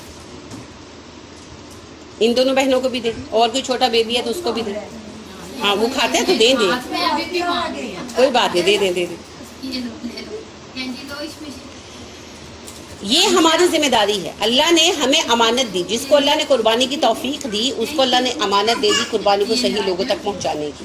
تو ایٹ لیسٹ 1/3 ہمیں پہنچانا. یہ لوگ قطعی مساکین نہیں ہوتے، یہ ماشاءاللہ بہت سیانے. رمضان میں بھی جب آپ راشن تقسیم کریں کبھی دروازوں پر آ کر مانگنے والے کریں گے. میں جو پرسنلی ایکسپیرینس ہے میرا کہ ایک خاتون پیچھے ہی پڑ گئی نا، اور اتنا انہوں نے ترلے کیے نا کہ مجھے لگا کہ میں ظلم کر رہی ہوں. میں نے ان کو دے دیا، وہ 2 عورتیں تھیں، دے دیا. اور مزیدار بات یہ ہوئی کہ میرے محلے کے دکاندار جو ہیں انہوں نے آ کر بیل بجائی شام میں، اور وہ مجھے کہنے لگے باجی تسی راشن ونڈیا ہے. میں نے کہا جی کیوں، کیا ہوا؟ تو انہوں نے مجھے کہا کہ ایسا پیکٹ ہے. کہ جی ہے، کیوں، کیا ہوا؟ تو وہ ہنسنے لگ پڑے، کہتے باجی تسی نا لوکی ویکھ کے دیا کرو. میں نے کہا وہ ہم ان سے اکثر لیتے ہیں. میں نے کہا ولید بھائی ہوا کیا؟ تو وہ کہنے لگے کہ جی وہ آپ سے 2 خواتین لے کر گئیں اور وہ ہمیں سیل کر کے گئی ہیں، یعنی جو کہنے لگے میں کم میں دے دو. تو کہتے میں نے اس کو کل رکھ جاؤ، تو ابھی میں بزی ہوں، شام کو آ کر پیسے لے. تو میں نے پیسے نہیں دیے، تو یہ آپ کے دونوں پیکٹس. انا للہ و انا الیہ راجعون. یہ اس قدر ظالم لوگ ہیں. اور ایک اور جو ایکسپیرینس میرا رہا یعنی یہی راشن کے اعتبار سے، ایک خاتون آئیں اور وہ کہنے لگیں کہ یعنی ان کے ساتھ ایک لڑکی تھی، میرے ہمسائے تھے، ان کی میڈ تھی، وہ ایک خاتون کو لے کر آئی تو کہے کہ اس کو نا وہ دے دو، آٹا دے، اس کو راشن دے دو. میں نے کہا ہمیں راشن دے دو. میں نے کہا بھائی آپ ساتھ والوں کے گھر کام کرتے اور مجھے پتا ہے وہ خود بڑے صدقات کرتے ہیں، تو آپ کو تو انہوں نے بھر کے دینا ہے، تو میں آپ کو کیوں دوں؟ یہ اس لیے نہیں کہ آپ پورے سال کا راشن اکٹھا کر لیں، یہ لوگوں کے رمضان کے لیے، تو میں آپ کو نہیں دے سکتی. تو مجھے کہنے کہ چلو مجھے نہ دو. جو ان کے ساتھ خاتون تھی کہتی اس کو دے دو، بیوہ ہے بیچاری، اس کا کوئی نہیں ہے پوچھنے والا. اچھا اس طرح وہ لگی رہی، میں نے دے دیا، ایک پیکٹ دے دیا. اچھا اب ہوا یہ اللہ کی طرف سے بات ایسے ہوئی کہ ایک دوسری خاتون، وہ بھی انہیں کے گھر کام کرتی ہیں، وہ آگے میڈ، تو کہنے لگیں کہ آپ مجھے راشن دیں. میں نے اس کو کہا کہ نسیم جب آپ کو آپ کے مالک دیں گے تو میں کیوں دوں؟ میں نے کہا آپ لوگ انڈرسٹینڈ کیوں نہیں کرتے؟ میں نے اپنے کام والوں کو بھی دیا، جب میں ان کو اپنے پاس سے دے رہی ہوں میں اس میں سے کیوں دوں؟ یہ تو صدقہ ہے. تو کہنے لگی کہ آپ نے اس کو تو دیا. میں نے کہا میں نے اس کو نہیں دیا، میں نے اس کو منع کر دیا. وہ کہتی کہ نہیں وہ کل پیکٹ لے کے نکلے. میں کہ اس نال جڑی عورت سی او لی لے کے گئی ہے کہ بیوہ کہندی ہوتی اسی امی ہے کہ اس دا پیو تے جیندا. میں نے کہا اگر ایک پیکٹ راشن کے پیچھے سے اپنی ماں کو بیوہ کر دے تو میں کیا کر سکتی ہوں؟ اب میں نے کہا میں اس میں کچھ نہیں کر سکتی نسیم، مگر اس نے اتنا بڑا جھوٹ بولا ہے میرے ساتھ. اور بعد میں پھر وہ کچھ دن بعد جیسے میرے سامنے آئی تو میں نے پکڑ لیا. میں نے کہا ادھر آؤ، تم نے نرگس میرے ساتھ جھوٹ بولا. تو یعنی کہ اس نے جھوٹ بولا تھا، اس نے نہیں اس وقت وہ کیونکہ میں نے کہا وہ تمہاری ماں نہیں تھی. اب وہ پکڑی گئی تو پھر رونا شروع کر دیا کہ ہماری پوری نہیں پڑتی. میں کہا جو بھی تھا تمہیں شرم نہیں آئی؟ تو اپنی ماں کے لیے کہہ رہی ہو کہ بیوہ ہے اور اس کا کوئی کمانے والا نہیں، اپنی ماں کے لیے کہہ رہی ہو بات تمہارا زندہ ہے. تو یعنی یہ اس حد تک جھوٹ بولتے ہیں. تو ہمارا یہ ذمہ ہے کہ جب ہم راشن بانٹیں رمضان کا اور جب ہم قربانی کا گوشت بانٹیں ہم مساکین تک اپروچ کریں. اس میں مشقت تو ہے لیکن دیکھیں پھر اجر تو مشقت میں ہے، اجر تو مشقت میں. تو اللہ رب کریم ہمارے اعمال کو قبول کرے، آمین. ہاں اپنا حصہ رکھ سکتے ہیں. یہ بھی ایک غلط فہمی ہے کہ جی حصہ رکھیں مت، اور کیا کہتے ہیں کہ محرم سے پہلے ختم کر دیں، ہے نا؟ نہیں جی، پہلی بات تو یاد رکھیں محرم کا اسلام میں غم کا کوئی تصور نہیں ہے. یہ تو ہمارے شیعہ حضرات نے بنا دیا ہے. اسلام کسی واقعے سے متاثر نہیں ہوتا، حالات کسی واقعے سے متاثر نہیں ہوتے. حسین رضی اللہ تعالیٰ عنہ کی شہادت ایک سانحہ تو ہے، مگر اس طرح کے بہت سارے سانحے تاریخ میں پیش آئے. حضرت عثمان رضی اللہ تعالیٰ عنہ کی شہادت نہیں ہے، علی رضی اللہ تعالیٰ عنہ کی شہادت نہیں ہے، عمر فاروق رضی اللہ تعالیٰ عنہ کی شہادت، اور پھر سب سے بڑھ کر نبی صلی اللہ علیہ وسلم کی وفات کا دن. تو پھر تو آپ ہر دن سوگی منائیں گے، آپ کچھ بھی نہیں کر پائیں گے. اسی لیے اسلام میں کسی واقعے کے ہونے پر خوشی یا غمی منانا ہمارا طریقہ ہی نہیں، ہم نہیں کرتے، مسلمان نہیں کرتے. تو محرم جو ہے وہ ایک حرام مہینہ ہے، مقدس مہینہ ہے. اپنے سب عمال کریں اور کھائیں پیئیں، سب کچھ کریں، کوئی پابندی نہیں ہے. جو گوشت ہے آپ رکھ سکتے ہیں. اصل میں ایک بار یوں ہوا تھا کہ قحط سالی ہو گئی، بارشیں نہیں ہوئی، قحط سالی ہو گئی اور مدینہ میں بڑا لوگوں کو دقت پیش آئی. تو اس سال جب یہ ذوالحج آیا اور عید آئی اور قربانی ہوئی تو نبی اکرم صلی اللہ علیہ وسلم نے کہا سب لوگ اپنے اپنے گوشت جو تمہاری قربانی کے بانٹ دو اور سنبھال کے مت رکھو، 3 دن سے زیادہ کوئی نہ رکھے. تو صحابہ نے پھر بانٹ دی. تو اگلے سال صحابہ نے عرض کیا کہ اللہ کے نبی صلی اللہ علیہ وسلم کے ہم گوشت رکھ سکتے ہیں؟ آپ نے کہا ہاں، پچھلی بار میں نے قحط سالی کی وجہ سے کہا تھا تم لوگ اپنے حصے کے گوشت رکھ سکتے. تو اس زمانے میں بھی وہ سنبھال لیتے تھے، خشک کر لیتے تھے، ڈرائی کر لیتے تھے. اب ہم فریزر وغیرہ میں رکھ لیتے ہیں تو بڑا طنز کرتے ہیں کہ جی فریزر بھر لیا. بھئی اب اگر کسی نے گائے میں 3 حصے ڈالے، 4 حصے ڈالے ہیں، اس کا فریزر تو بھر ہی جائے گا نا. یا اگر اللہ کے فضل سے کسی نے 4-5 بکرے کیے ہیں، فرض کریں کہ 3 بکرے کیے ہیں تو 1 بکرا تو اس کا پورا بچنا ہی ہے اور وہ اسے رکھ لیا اپنے لیے، تو کوئی گناہ کی بات نہیں ہے. چاہے آپ اسے پورا سال کھاتے رہیں، اس میں کوئی حرج نہیں ہے، اس میں کوئی قابل اعتراض بات نہیں ہے، وہ آپ کا حق ہے. ابھی ایسا ہوا کہ میرے پچھلی عید پر میرے بھائی جو ہے وہ مجھے 2 رانے دے گئے. تو وہ کافی مہینے وہ فریز ہوئی، وہ پڑی ہی نہیں، وہ نکلی ہی نہیں. تو 3-4 مہینے بعد پھر نکال کر استعمال کی. تو یہ کوئی حرج کی بات نہیں، وہ آپ کی چیز ہے، وہ آپ کا حصہ ہے، آپ جیسے چاہے استعمال کر سکتے ہیں. ہاں یہ ہے کہ مساکین کا حصہ دے دینا، وہ نہیں رکھنا. یہ اس کے اہم معاملات ہیں. اور دعاؤں میں ایک دوسرے کو یاد کریں، اپنے ملک کے لیے دعائیں مانگیں. جب دعائیں مانگیں تو اجتماعیت کے ساتھ مانگا کریں، یعنی سب کے لیے مانگا کریں. اور اس ماہ میں اور تو کوئی خاص جو ہے وہ نہیں ہوتی. بدعتیں نہیں ہوتی. ہاں یہ ہے کہ عید کی رات کے لیے کچھ لوگوں نے نفل شفل بنا رکھے ہیں, وہ سارے من گھڑت ہیں جتنے بھی ہیں, مختلف طرح کے ہیں نا, کہ 2 رکعتیں پڑھ لو اس میں سورہ قدر پڑھ لو, 4 رکعتیں پڑھ لو اس میں سورہ اخلاص پڑھ لو, تو یہ ایسی ساری روایتیں من گھڑت ہے, کوئی صحیح نہیں. لہٰذا اس چاند رات کا بھی اور فطر کی چاند رات کا بھی کوئی خاص عمل نہیں. دعا بس آپ چلتے پھرتے کریں, پڑھنے تو عام جیسے پڑھتے ہیں ویسے پڑھ. اپنی مرضی سے آپ پڑھ لیں, لیکن یہ کہ بھئی اس رات کھڑے ہو کر عبادت کریں. نبی صلی اللہ علیہ وسلم چاند رات میں صرف اپنی ریگولر تہجد پڑھتے تھے, کوئی ایکسٹرا, جیسے دیکھیں نا رمضان کی راتوں میں قیام اللیل ہے, اس طرح کا قیام اللیل دونوں چاند راتوں میں نہیں. ہاں آپ اپنی تہجد پڑھیں, آپ ویسے آپ کا دل چاہ رہے آپ نفل پڑھیں, وہ تو آپ کی مرضی ہے, لیکن کوئی ایسا ریچول نہیں ہے. پھر اسی طرح شیعہ حضرات جو ہیں ذوالحج کی 18 تاریخ کو عید غدیر ہم مناتے ہیں, تو وہ بھی بالکل بکواس ہے. ہمارے سامنے رہتی تھی نا شیعہ, تو وہ میں نے مطلب ان کو گھر وہ افطاری بھیج, جی ہم پکوڑے نہیں کھائیں گے, کیا نہیں, آج ہمارے حضرت علی کے حمدہ ہوا تھا نا, تو ہم کڑھائی نہیں چڑھاتے 3 دن تک. بس یہ سب بدعتیں ہیں, سب بدعتیں ہیں. حضرت علی رضی اللہ تعالیٰ عنہ کی شہادت یا حضرت علی رضی اللہ تعالیٰ عنہ پر حملہ, ویسے ان کی شہادت تو محرم میں ہے, لیکن شہادت یا کچھ بھی کسی چیز سے کوئی فرق نہیں پڑتا. عید غدیر خم جو ہے 18 ذوالحج کو, یہ اب بدعت جو ہے یہ تھوڑی بڑھ رہی ہے. اس کا بیک گراؤنڈ ایسے ہے کہ نبی صلی اللہ علیہ وسلم جب حج پر گئے تھے تو واپسی پر 18 ذوالحج کو آپ کا قیام ایک مقام پر تھا جس کا نام غدیر خم ہے. تو غدیر ہم میں آپ نے خطبہ دیا, اور وہ خطبہ باقاعدہ آپ کو مسلم میں ملے گا, بخاری میں ملے گا. مسلم کی تو حدیث نمبر 2408 ہے, بخاری کا مجھے نمبر یاد نہیں, مگر آپ حج کا دیکھیں گے نبی صلی اللہ علیہ وسلم کا حج کا, تو آپ کو اس میں مل جائے گا. تو آپ صلی اللہ علیہ وسلم نے خطبہ دیا جس میں آپ صلی اللہ علیہ وسلم نے خاص طور پر اپنے اہل بیت کی فضائل بیان کی, تو وہ پورا خطبہ ملتا ہے. اب وہاں یہ لوگ ایڈ کر دیتے ہیں, یہ کہتے ہیں کہ نبی صلی اللہ علیہ وسلم نے ایک تخت بچھوایا اور مسند اس پہ لگوائی اور علی کو بٹھایا اور کہا کہ میرے بعد علی جو ہیں وہ خلیفہ, اور سارے صحابہ نے اس پر اتفاق کیا کہ ہم نے یہ بات چھپا لینی اور چھپا کر ابو بکر کو معاذ اللہ جو ہے وہ بنا دیا خلیفہ. اب یہاں پر یہ بحث تو بیکار ہی ہے. ویسے ہی آپ سمجھ سکتے ہیں کہ ایک پبلک بات کو بدلا نہیں جا سکتا, اور صحابہ کا جو اخلاق تھا وہ کیسا تھا وہ بھی ہم جانتے ہیں. تو یہاں یہ بحث نہیں ہے, یہاں بحث یہ ہے کہ اگر کوئی بات ہوئی بھی ہو تو اس پر عید کہاں سے آ گئی. عیدیں تو اسلام میں 2 ہی ہیں. جس طرح سنی لوگوں نے 12 ربیع الاول پر عید بنا رکھی ہے, اسی طرح جو ہمارا شیعہ سیکٹ ہے انہوں نے جناب 18 ذوالحج پہ عید بنا رکھی ہے. نہ وہ عید ہے نہ یہ عید ہے. اچھا دلچسپ بات ہے, وہ بھی اسے عیدوں کی عید فرماتے ہیں. ربیع الاول کو سنی حضرات ہمارے, اور جو ہمارے شیعہ حضرات ہیں وہ بھی اسے عید اکبر کہتے ہیں. تو بات یہ ہے نہ وہ عید ہے نہ یہ عید ہے, عیدیں 2 ہیں, عید الفطر اور عید الاضحیٰ, بس تیسری کوئی عید نہیں. تو یہ اس ماہ کی ایک بڑی بدعت ہے. باقی اس ماہ میں کوئی اور خاص بدعت میرے علم میں تو نہیں ہے. باقی اگر کوئی بھی آپ پمفلٹ دیکھیں, اس طرح کے پمفلٹ کافی ملتے ہیں, باندھے جاتے ہیں 10 ذوالحج تک کے اعمال, تو پہلے دن یہ کرو, دوسرے, سب جھوٹ ہے. کسی کو کچھ کرنے کی ضرورت نہیں ہے, انہیں آرام سے آپ ڈسپوز آف کر دیں. اب اگر آپ کا کوئی سوال ہے تو آپ پوچھیے. بات کر لیں کہ قربانی فرض کس کس پر ہوتی ہے. مطلب آتا ہے کہ صاحب استطاعت, کون صاحب استطاعت؟ ہر وہ بندہ صاحب استطاعت ہے جو قربانی کے پیسے افورڈ کر سکتے. حصہ ڈال سکتے ہیں, حصہ ڈال لیں. بکرا افورڈ کر سکتے ہیں, بکرا کر لیں. ایک قربانی جو افورڈ کر سکتا ہے اس فیملی پر قربانی لازم ہو جاتی ہے. ایک قربانی پورے گھر کی طرف سے ہوتی ہے. اصول یہ ہے, ایک ہے اصول اور ایک ہے اجازتیں. اجازت تو پھر آپ کے پاس پیسے ہیں تو جتنی چاہے کریں قربانیاں.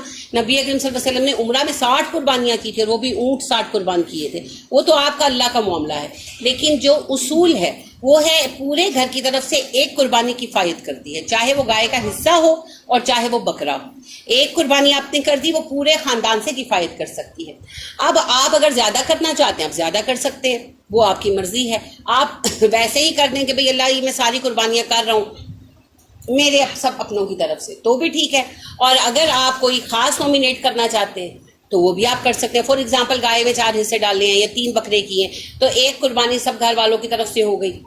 ایک کوئی اگر کرنا چاہے نبی اکرم صلی اللہ علیہ وسلم کی طرف سے آپ کر سکتے ہیں. ایک آپ کہتے ہیں ہمارے جو وفات پا چکے بزرگ, ہمارے بڑے, ہمارے اجداد, تو آپ ان کی طرف سے کر سکتے ہیں, مرضی ہے آپ کی. جی اس میں یہ بھی ہوتا ہے کہ شوہر اور بیوی دونوں پر اگر الگ الگ فرض ہے, فرض کہنے یعنی اگر دونوں صاحب استطاعت ہیں تو پھر ہم ایک قربانی کیسے کریں؟ بھی صاحب استطاعت ہے اس کو بھی علیحدہ کرنی چاہیے. صاحب استطاعت کس طرح ہو؟ کوشچن تو یہ ہے نا. زیور ہے اس کے پاس نقدی ہے کیش ہے جو بھی ہے. نہیں، زیور نقدی کیش سے کوئی صاحب استطاعت نہیں ہوتا. صاحب استطاعت ہوتا ہے رننگ انکم سے. اگر کوئی عورت جاب کرتی ہیں، جیسے شمائلہ جاب کرتی ہیں اور ان کی جاب کی انکم اتنی ہے کہ وہ جو ہے اس سے قربانی کر سکتی ہیں، اور ان کے میاں جو ہیں وہ گھر کو مینیج کرتے ہیں اور ان کے پیسے بچے رہتے ہیں، اب وہ صاحب استطاعت ہے. ٹھیک ہے. جو ہو جاتا ہے زیور، یا آپ کے میاں نے کوئی پیسے دیے آپ کے پاس پڑے ہیں، ان سے استطاعت نہیں ہوتی. وہ یہ ہے کہ ایک آدھ بار آپ کو شوق ہے، آپ کے پاس پیسے ہیں، آپ نے کر لی. اب یہ نہیں کہ زیور بیچ بیچ کے آپ قربانی کریں گے. قربانی ہم اپنے شوہروں کی ذمہ داری ہے. ہمیں حج کروائیں گے، اگر ہمارے شوہر استطاعت والے ہیں تو ہم پر فرض ہوتا ہے. اگر ہماری انکم نہیں ہے تو استطاعت عورت کی اپنے شوہر سے الگ تب ہوتی ہے جب اس کا سورس آف انکم ہو. جائیداد ہے، دکانیں ہیں، کرایہ آتا ہے. اب چونکہ اس کی انکم آتی ہے تو پھر اس کا حساب الگ، پھر حج کا حساب بھی الگ ہو جائے گا، پھر زکوٰۃ کا حساب بھی الگ ہو جائے گا، پھر قربانی کا حساب بھی الگ ہو جائے گا. اور پھر بلکہ یہ بھی ہو جائے گا کہ شوہر کو ضرورت ہے تو پھر بیوی کا فرض ہو جائے گا کہ اس پر خرچ کرے. جیسے یہ ہوتا ہے نا کہ زیور تو عورت کی ملکیت ہوتی ہے، مالک تو وہ خاتون ہے. اب زکوٰۃ تو ہم عام طور پہ یہی ہوتا ہے کہ ہمارے شوہر ہی دیتے ہیں. وجہ یہ ہے کہ ہمارے پاس سورس آف انکم نہیں. زکوٰۃ کا معاملہ یہ ہے کہ زکوٰۃ تو اس پر فرض ہے جس کی ملکیت ہے. چونکہ زیور عورت کی ملکیت ہے تو اس لیے عورت پر فرض ہے.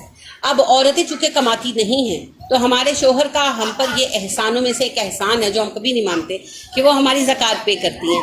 اگر کسی سبب سے شوہر پے نہ کر پائے تو پھر بے شک عورت کو اپنا سونا بیچنا پڑے، وہ زکوٰۃ پے کرے گی. ٹھیک ہے. لیکن قربانی کا معاملہ ایسا نہیں ہے. قربانی کا وجوب جو ہے وہ انکم کے ساتھ جڑا ہوا ہے، وہ سونے کے ساتھ نہیں جڑا ہوا. سونے کا معاملہ یہ ہے کہ سونا جو ہے جتنا ہم بناتے ہیں اتنی رقم جو ہے وہ صرف زر کے چکر سے نکل جاتی اور وہ ایک جگہ پر باؤنڈ ہو جاتی ہے. تو رقمیں زیادہ باؤنڈ نہ ہو اس کو روکنے کے لیے، اب سونے کی محبت تو دلوں میں ہے عورتوں کی، تو پھر اللہ پاک نے یہ رستہ رکھا کہ 2.5% زکوٰۃ دو تاکہ صرف زر بھی چلتا رہے اور تمہارا شوق بھی پورا ہو جائے. اب جو قربانی ہے اس کے وجوب کا انحصار انکم کے ساتھ، اس کا سونے کے ساتھ نہیں. ٹھیک ہے. تو اگر کسی خاتون کی انکم ہے، چاہے وہ دکانوں سے آتی ہے یا جو بھی ہے، تو پھر تو وہ اپنی قربانی کی ذمہ داری خود لیں گی. اور اگر ان کی انکم نہیں ہے تو اپنے شوق سے، وہی میں نے کہا نا کہ کوئی کمیٹی نکل آئی، لیٹ سپوز کمیٹی نکل آئی اور بھائی میں نے اپنی کمیٹی نکلی، میں نے اپنی قربانی کرنی، کر لو، کوئی منع نہیں ہے. وہ شوق ہے، ایک آدھ دفعہ پورا ہو گیا، مگر ہر سال تو قربانی نہیں نکلنی، کمیٹی نہیں نکلنی. تو اس وجہ سے پھر ہر سال کیسے کریں گے؟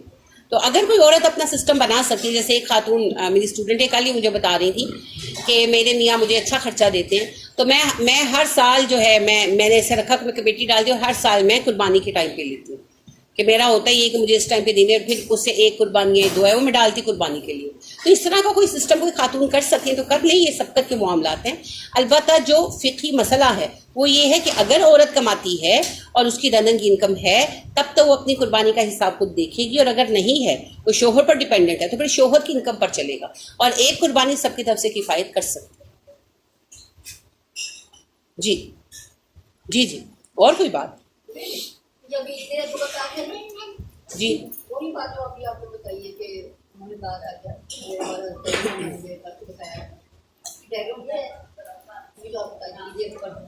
میں نے کہا شیعہ کہتے ہیں، ہاں میں نے یہ نہیں کہا کہ نبی صلی اللہ علیہ وسلم نے کہا تھا. شیعہ حضرات کہتے ہیں کہ 18 ذوالحج کو غدیر خم کے مقام پر نبی صلی اللہ علیہ وسلم نے خطبہ دیا. یہ بات بالکل صحیح ہے، دیا. اس میں آپ نے اپنے اہل بیت کے فضائل بیان کی، یہ بات بھی بالکل صحیح ہے، اور آپ کو بخاری، مسلم اور حدیث کی سب کتابوں میں خطبہ موجود ملے گا. مگر اس پر وہ مزید اضافہ یہ فرماتے ہیں شیعہ حضرات جو ہیں کہ نبی اکرم صلی اللہ علیہ وسلم نے ایک تخت لگوایا اور اس پر علی رضی اللہ تعالیٰ عنہ کو بٹھایا، ایک شاہانہ پوشاک پہنا کر، اور اناؤنس کر دیا کہ میرے وسیع علی ہے اور میرے بعد علی خلیفہ ہوں گے. مگر سارے صحابہ جو ہیں وہ اس بات پر اکٹھے ہو گئے کہ علی کو خلیفہ نہیں بنانا، اور اس بات کو سب نے چھپایا اور بدلا، اور ابو بکر رضی اللہ تعالیٰ عنہ کو خلیفہ بنایا. تو معاذ اللہ یہ سارے لوگ کافر ہو گئے، معاذ اللہ. وہ یہ کہتے ہیں، اور یہ خارجیوں والا عقیدہ ہے. تو اس دن کی عید وہ اس بنا پر مناتے ہیں، غدیر خم کی. ٹھیک ہے. اور وہ اسے عید اکبر کہتے ہیں. غدیر خم، غین سے غدیر خم. جیسے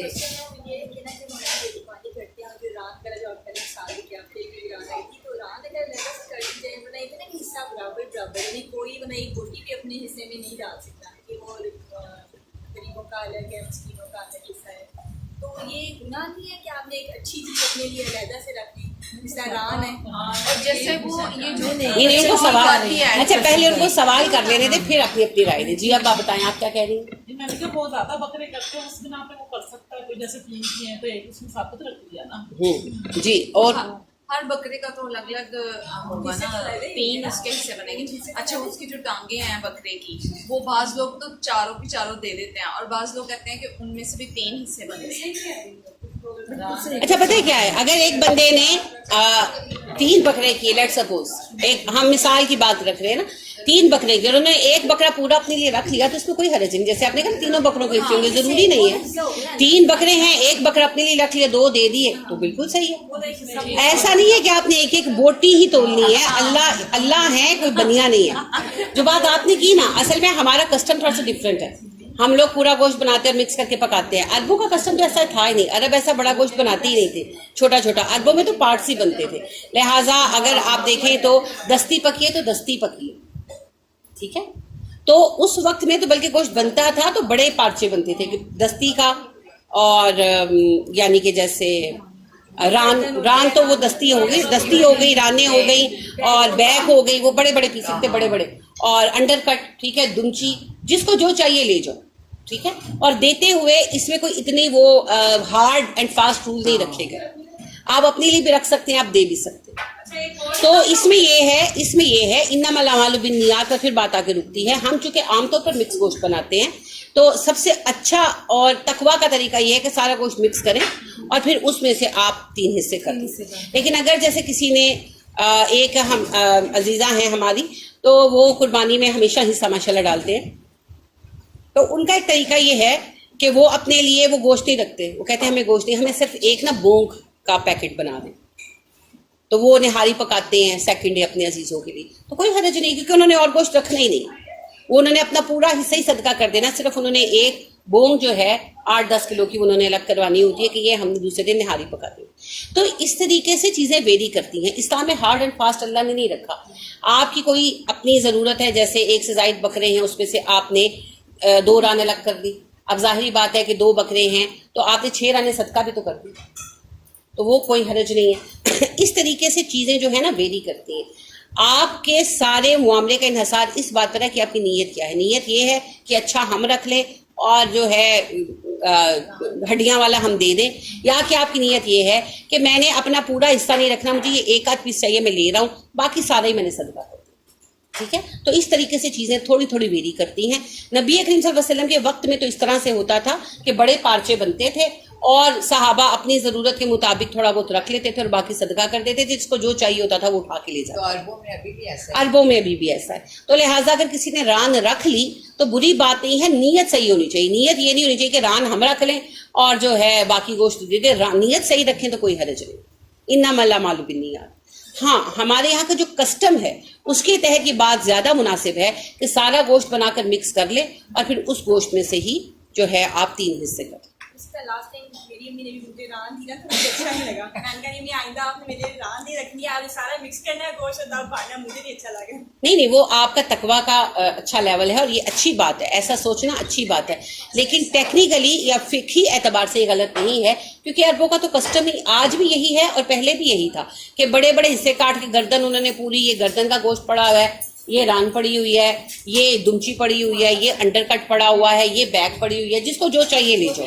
2 बकरे और 1 बड़ा किया था, तो मेरे ख्याल में इसमें गुनाह नहीं है कि नहीं, कोई गुनाह नहीं है। जिस तरह मेरे भी फैमिली में यही कि भाई हैं, बहनें हैं, सब जो है, मेरी एक बहन बाहर होती है तो सब एक जगह पर होता है। तो 3 बकरे थे, तो वो 1 बकरा जो था, तो हम 2 बहनें यहाँ होती है तो 1 रान एक को गई, 1 रान मुझे। तो वो इस एतबार से कर लेते हैं कि एक रिस्पेक्ट, वो उसके माने में कि भाई जरा बहन के घर जाना है तो चलो रान चली जाए। हालांकि मेरे ख्याल में तो फर्क नहीं पड़ता, लेकिन ये इस तरह की बातें जो है ना थोड़ा सा कस्टमाइज इनको किया जाता है, तो कोई हरज नहीं है, इसमें कोई हुर्मत नहीं है। हाँ, अगर किसी की नीयत खराब हो तो वो फिर दिलों के हाल अल्लाह जानता है। जी। अच्छा, ये बच्चों को ये भी बताएं कि कुर्बानी के गोश्त खाने के क्या फवायद हैं, जो बच्चे आजकल खाते ही नहीं है। घरों में पकते हैं, वो चिकन बनवा के खा रहे होते हैं, उनको बताएं कि इससे कितनी बरकतें होती हैं। नहीं, सबसे पहली बात ये है कि ना शुक्रे हैं ना सारे ना शुक्रे।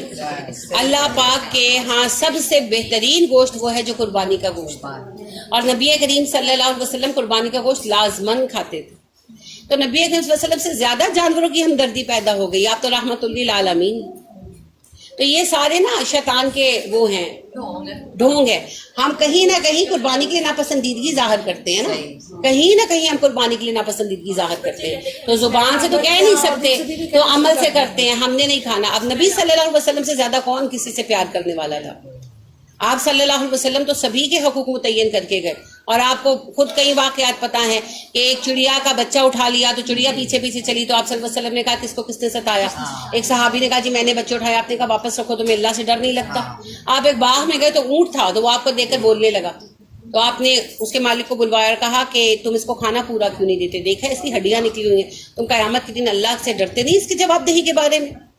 और एक बार एक जगह खेमा लगाया तो वहाँ चूंटियों का बिल था, तो सहाबा ने वहां पर कुछ टाकियां वगैरह घुसाकर आग लगा दी। तो आप सल्लल्लाहु अलैहि वसल्लम जब आए तो आपने कहा आग क्यों लगाई? उनके चूंटियों का बिल है। तो उन्होंने कहा अल्लाह से डरो, आग का अजाब देने का हक सिर्फ अल्लाह को है, अपना खेमा हटाकर लगाओ और आग बुझा दो।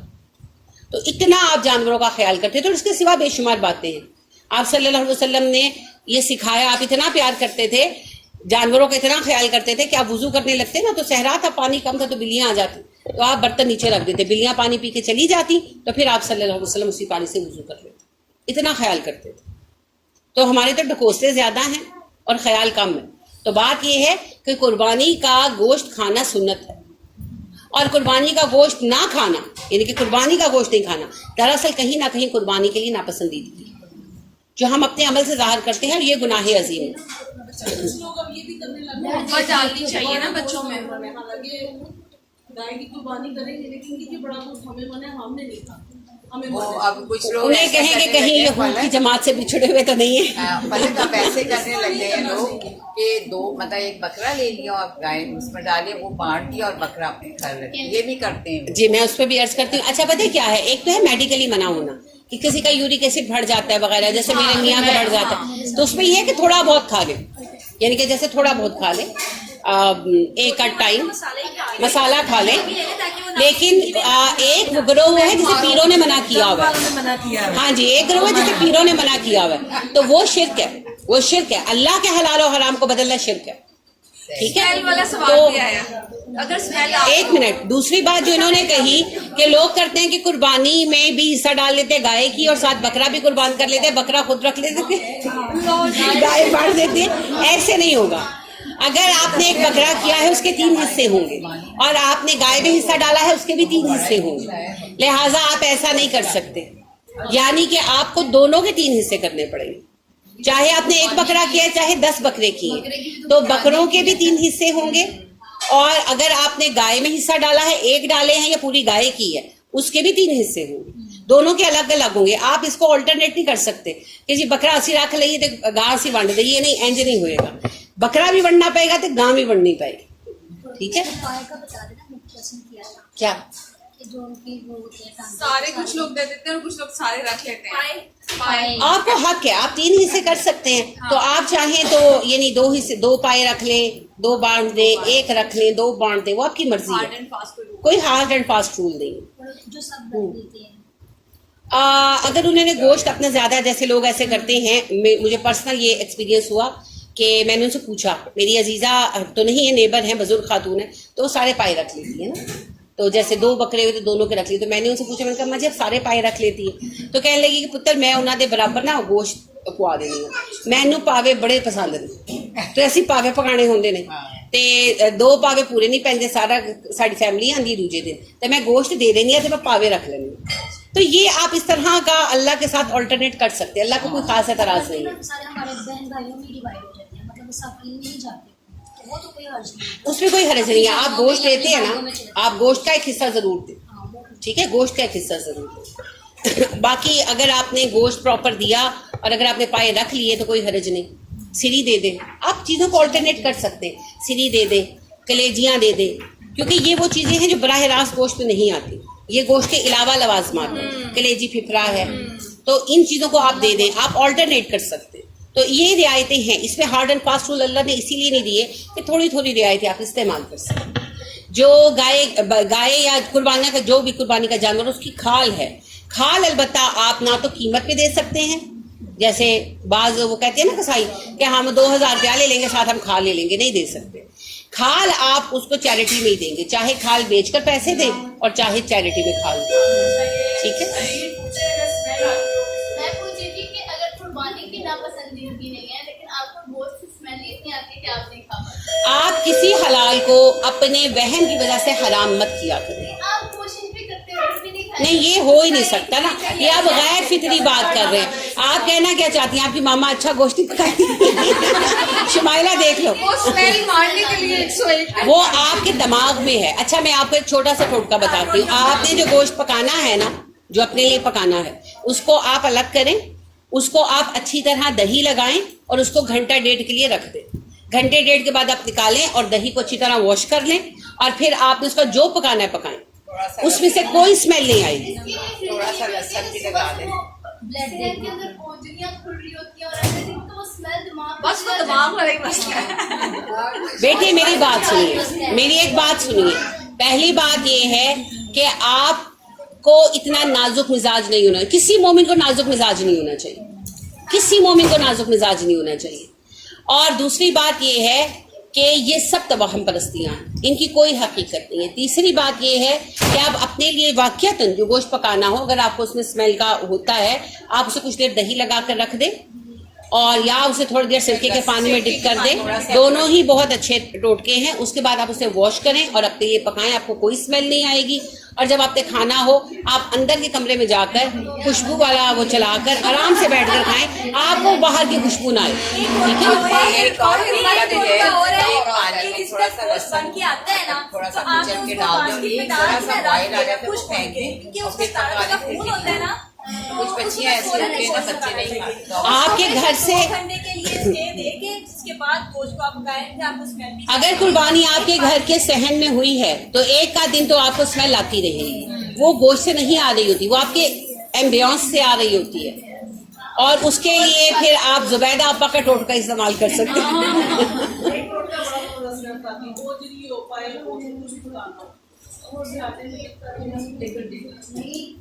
جب آپ بتائیں گے اوجری پائے آپ یقین کریں کہ آپ کو محسوس بھی نہیں ہوگا کہ ہاں یہ ہم لوگ کلیجیوں کے ساتھ رکھتے ہیں. کلیجیوں کو خشک آٹا لگا لیے, جو گندم کا آٹا وہ لگا کے رکھ دیں, جو آپ کی کلیجیوں میں سے اسمیل نہیں آتی. آدھے گھنٹے کے لیے آٹا لگا دیں, پھر اس کو دھو کے پکائیں تو کلیجی بہت اچھی بنتی ہے. ابیر خواتین آپس میں باتیں نہیں, آپ کو اتنے سارے ٹوٹکے مل گئے ہیں, اب اس دفعہ آپ نے کھانا ہے. وہ آپ کو بتا رہی ہے کہ پانی میں لہسن کرش کر کے تو اس میں بھگو دیں, وہ آپ کو بتا رہی ہے کہ آٹا خشک لگا کے رکھ دیں. اب آپ جو بھی کریں, آپ نے اچھا سا پکانا ہے اور کھانا ہے, اور اسے سنت مان کر کھانا ہے. ہم نے کے بعد آپ سے پوچھ لیا کمرے میں ایسے آن کر اس سب سے ہاں نہیں, سب سے اچھا حل یہ ہے کہ اس دن آپ اس کا ناک بند کر دیا کریں. جی اور کوئی سوال کسی بارے میں؟ نہیں, اس کا اس سے کوئی تعلق نہیں ہے. وہ عید الضحیٰ اور سورہ والضحیٰ سے تکا ہے. ویسے سورہ ضحیٰ ضرور پڑھا کریں جب آپ اداس ہوں, جب آپ غمگین ہوں, جب آپ ڈپریسڈ ہوں, تو آپ سورہ ضحیٰ پڑھیں اور اللہ کی نعمتیں یاد کریں. لیکن ویسے یہ میں نے کہا نا, نام سے ہے وہ ضحیٰ اور ضحیٰ تو تکا ہے, ایسی حدیث کی کوئی بات نہیں. ہاں قرآن ضرور پڑھیں اور کوشش کریں کہ ہو سکے تو ان 10 دنوں میں قرآن مجید کو مکمل کریں, ورنہ جتنا ہو سکے اتنا پڑھ لیں. جو ہم نے شروع کیا ہے اسی کو آگے کنٹینیو کر لیں. بالکل کر لیں, بالکل کر لیں. نہیں ضروری نہیں ہے, بس یہ ہے کہ ایکسٹرا پڑھیں ضرور, ایکسٹرا ضرور. ابھی آپ نے جو اس دن میسج میں بتایا تھا نا سورہ بقرہ, اور میں بھی مطلب 3 یا 4 دن میں ختم کرتی ہوں, کسی دن نہیں بھی پڑھی جاتی. کوئی بات نہیں, کوئی وظیفہ نہیں ہے. وظیفہ نہیں ہے, ویسے ہی کہ بھی گھر میں سورہ بقرہ نہیں, میں وہی کہہ رہی ہوں کہ اگر کسی دن نہیں پڑھا تو کچھ نہیں وہ جو ہوگا. آپ نے 10 دن کا کھانا تو مجھے سکون ہو گیا کہ آپ مطلب پڑھ سکتے ہیں. نہیں بالکل. سورہ بقرہ اور آل عمران یہ 2 ایسی صورتیں ہیں جنہیں آپ اپنے مستقل عمل میں رکھیں. نبی کریم صلی اللہ علیہ وسلم نے فرمایا جو بقرہ اور آل عمران پر ہمیشگی کرے گا یہ قیامت کے دن اس کے آگے 2 نور بن کر چلیں گی انشاءاللہ. تو یہ اتنی بڑی چیز ہے. اب بات یہ ہے کہ پہلے جب فراغت ہوتی تھی تو 2 دن میں ختم کر لی, اچھا 1 دن میں ختم کر لی, پھر ظاہری بات ہے شادی ہوئی, گھر کے کام بڑھے, کچھ اب الحمدللہ پڑھانے کی ذمہ داریاں ہیں, تو اب میں نے اپنے 10 دن کا معمول بنایا ہوا ہے. اور بلکہ میں ابھی یہ سوچ رہی تھی کہ ایک نئی کلاس میری آغاز ہونے کی وجہ سے اتنا زیادہ جو ہے وہ مجھ پر برڈن ہو گیا ہوا ہے کہ میں سوچ رہی تھی کہ میں صرف 15 ڈیز پر لے جاؤں گی اب نا. اچھا کتنا مطلب وہ آپ مقدار رکھتی ہے؟ میں آپ کو بتا دوں گی, میں نے نشان لگائے ہوئے کہ ان کی ایک جیسی آیات ہے, شاید بقرہ کی 30 آیتیں ہیں اور آل عمران کی 20 ہے, کچھ اس طرح, کیونکہ آل عمران تھوڑی چھوٹی ہے, وہ میں آپ کو بتا دوں گی, میں آپ سے شیئر کر دوں گی. تو میں 10 دن میں کرتی ہوں پورا, میں نے ایک جیسا ریشو بنایا ہوا ہے. 10 دن بعد پھر نیو شروع کر لیتی ہوں. اور اب میں وہی سوچ رہی تھی کہ اچھا میں اس کو 15 دن پہ کر لوں, کیونکہ مجھے ٹائم کا تھوڑا سا ایک کلاس نہیں شروع ہوئی جس کی وجہ سے دقت ہو رہی ہے. تو آپ اس کو مداومت میں یعنی کہ عمل میں معمول میں رکھیں, چاہے آپ اس کو مہینے میں ختم کریں, کوئی حرج نہیں. اپنا روٹین کا قرآن آپ پڑھتے ہیں نا, اس کے علاوہ بقرہ اور آل عمران کو پڑھے, کیونکہ نبی صلی اللہ علیہ وسلم نے فرمایا جنہیں ہمیشہ پڑھے گا قیامت کے دن یہ اس کے آگے 2 نور بن کر چلیں گے انشاءاللہ. میں ایک میری بات سنیے, جب میں نے پڑھی تو میں چھوڑنا چاہتا تھی جب یہاں پہ رک جاؤں, لیکن نہیں, تھوڑا سا اور پڑھ لیتی ہوں. پتہ کیا, میں ہاں میری پیاری بیٹی آپ کی محبت اور شوق ہے, اللہ برکت دے, لیکن ایک بات آپ یاد رکھیں کہ کسی کام کو جب مستقل کرنا ہو تو آپ کو روٹین بنانی پڑتی ہے. اور نبی کریم صلی اللہ علیہ وآلہ وسلم نے فرمایا تمہارا وہ زیادہ عمل جو تم کبھی کبھی کرو اللہ کے ہاں مقبول نہیں, تمہارا وہ عمل مقبول ہے جو تم تھوڑا کرو مگر ریگولرلی کرو.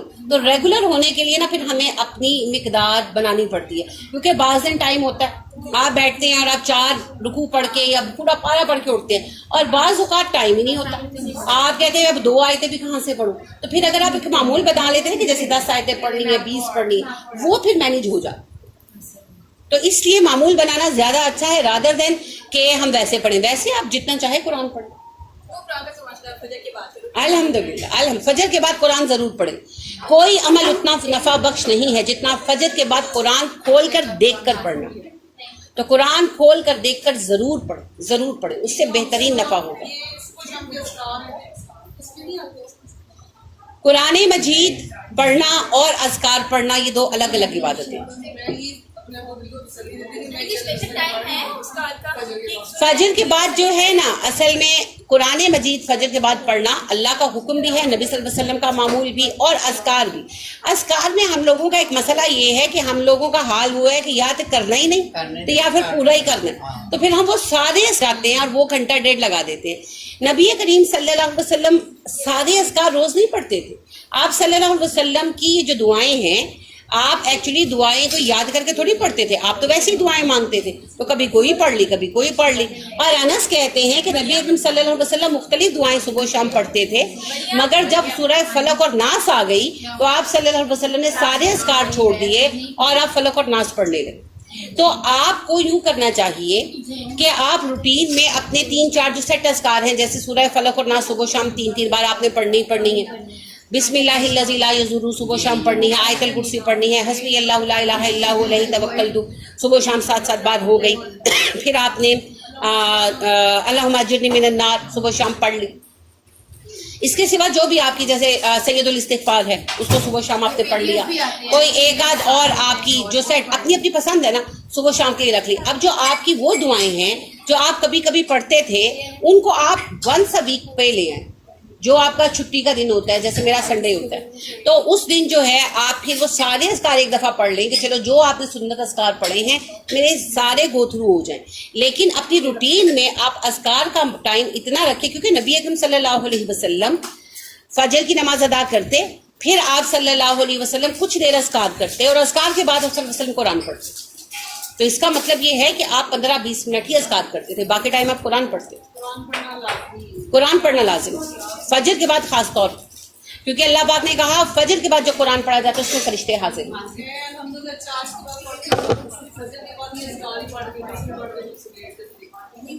فجر کے بعد قرآن ضرور پڑھیں, بے شک 2-3 آیتیں پڑھیں ضرور. جو اس وقت پڑھنے کا آپ کو نفع ہوگا وہ باقی دن میں نفع تو ہوگا مگر اتنا نہیں ہوگا. فجر کے ساتھ اس کی خصوصیت ہے, اللہ نے خود کہا मगरिब के बाद या असर के बाद ये शाम के रिज़्क होते हैं। इसमें ना शुरू से उलमा में इख्तिलाफ राय है, कुछ का कहना है असर के बाद, कुछ का कहना है मगरिब के बाद। तो आप जो भी पढ़ लेंगे ठीक रहेगा, इसमें कोई हरज नहीं इशा है। के बाद भी पढ़ सकते हैं। अगर आपको टाइम नहीं मिला तो आप इशा के बाद भी पढ़ सकते हैं। ज्यादा वैसे उलमा की राय जो है वो मगरिब के बाद है, मगर बहरहाल एक पूरा गरोह है जो असर के बाद का कायल है, तो चाहे असर के बाद पढ़ लें चाहे मगरिब के बाद पढ़ लें, इंशाल्लाह आपके अज़कार हो जाएंगे, कोई इसमें इशू नहीं है। असर से मगरिब तक में अगर टाइम हो तो मोस्टली यही होता है कि बस जितने भी अज़कार पढ़ सकते हैं वो पढ़ ले कोई हरज नहीं है। लेकिन अगर किसी को वक्त नहीं मिला और उसने मगरिब इशा के बाद भी पढ़े तो कोई हरज असर के नहीं। बाद पूरा नहीं पढ़ जब से ये हदीस पढ़ी ना लगभग तब सूरत सजदा पढ़ते थे। ये आपने दुआ से पहले खाना पीना क्यों खोल दिया शुमाइला?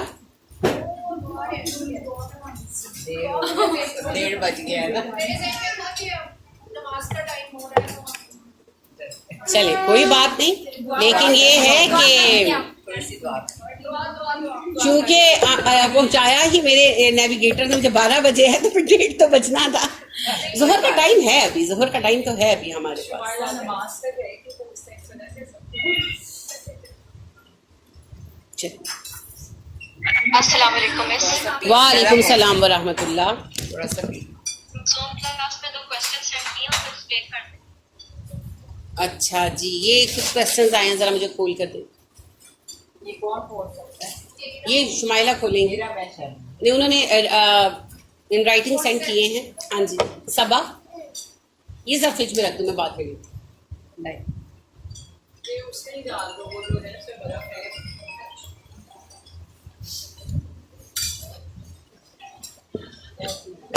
मेरा बेटा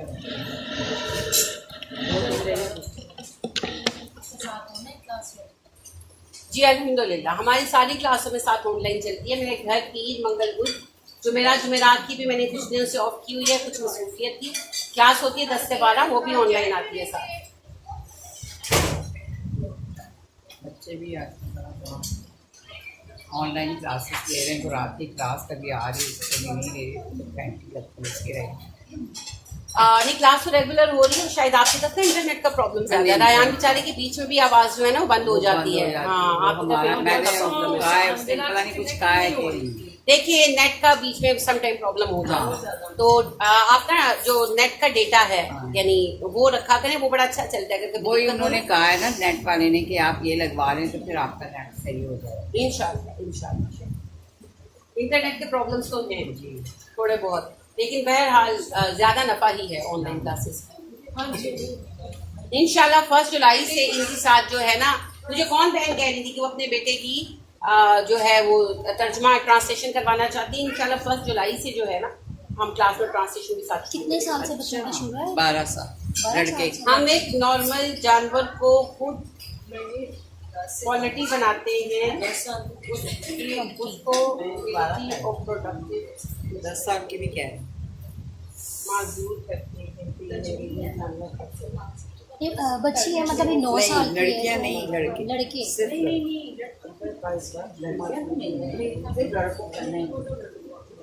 अभी पूछती हूँ लड़कों को। बहन कह रही हैं कि लोग जानवर को उसकी प्रोडक्टिविटी को ख़त्म कर देते हैं और फिर कहते हैं कि ये अफजल है, इसकी कुर्बानी अफजल है, तो खुद यानी कि उसको जो है उसको ऐसा कर देते हैं। तो क्या ये सही है? नहीं, पहली बात तो ये है कि ये बड़ी गलत फहमी है। किसी भी तरह की माजूरी वाला जानवर तो कुर्बानी के लिए लिया ही नहीं जाना चाहिए।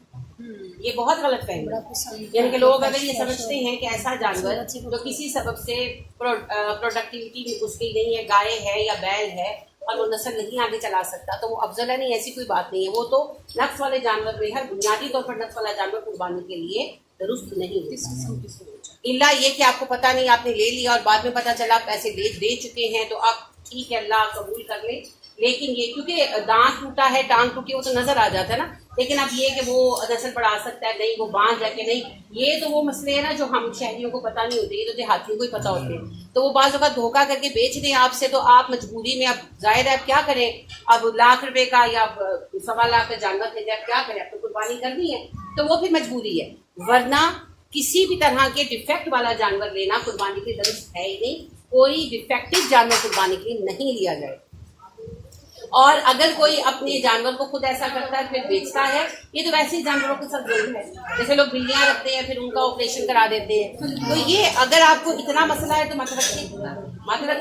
تو میں نے بھی سنا ہے نا کہ جس کو وہ ٹیپیکل ایک ورڈ یوز کیا جاتا ہے کہ جو جانور کو وہ نہیں کھلایا ہوتا ہے بکرا ہے جس کے گوشت میں سے اسمیل آتی ہے تو وہ جانور کا اس سے پہلے کہ یعنی قربانی سے کوئی 6 ماہ پہلے کیا کسی لفظ بولتے ہیں. بکواس بات ہے، بکواس بات ہے. یہ جو بات آپ کہہ رہے ہیں کہ جانور کو قربانی سے پہلے خصی کروا دینا چاہیے، یہ بہت ہی غلط بات ہے. یہ بالکل مسکنسیپشن ہے، اس کی کوئی حقیقت نہیں. یہ بہت گندی باتیں. انسانوں کے بارے میں بھی ہم نے بانجھ عورت کے بارے میں باتیں بنا رکھی ہیں اور جانوروں میں بھی ہم نے عجیب عجیب کہانیاں بنا رکھی ہیں. یعنی دنیا میں بھی انسانوں میں بھی ہم نے کہا رکھا ہے کہ ہجڑوں کی دعا قبول ہوگی. وجہ ہجڑوں کی بڑی فضیلت ہے. کیوں؟ ہجڑے کی بد دعا نہ لینا. کیوں؟ ماں باپ کی بد دعائیں لے لو، ہجڑے کی نہ لینا. یہ کس طرح کی باتیں؟ ہجڑوں کی دعا لگتی ہے، ہجڑے کو صدقہ کرنا. وجہ سب باتیں. اسی طرح ہم نے جانوروں میں بھی اب کانسیپٹ بنا لیے. تو یہ کانسیپٹ قطعی غیر اسلامی ہے. اسلام میں بلکہ بکرا بکری کہا گیا دینے کے لیے، گائے اور بیل دینے کے لیے کہا گیا. اللہ پاک نے جب قربانی کے لیے کہا تو اللہ نے کہا گائے دینا. اللہ نے یہ نہیں کہا تھا کوئی ہجڑا گائے ڈھونڈ کے لاؤ. تو یہ بہت ہی بیکار باتیں ہیں. اور اگر تو غلطی سے کسی کے پلے ایسا جانور پڑ گیا اب تو وہ مجبور ہے. لیکن اگر پتا ہے تو ایسے جانور کی قربانی کسی ڈیفیکٹو جانور کی قربانی نہیں ہے. یہ بالکل بکواس بات ہے. جس نے بھی اڑائی ہے جھوٹ اڑایا ہے. اچھا نہیں سے نہیں بات نکال دیتے.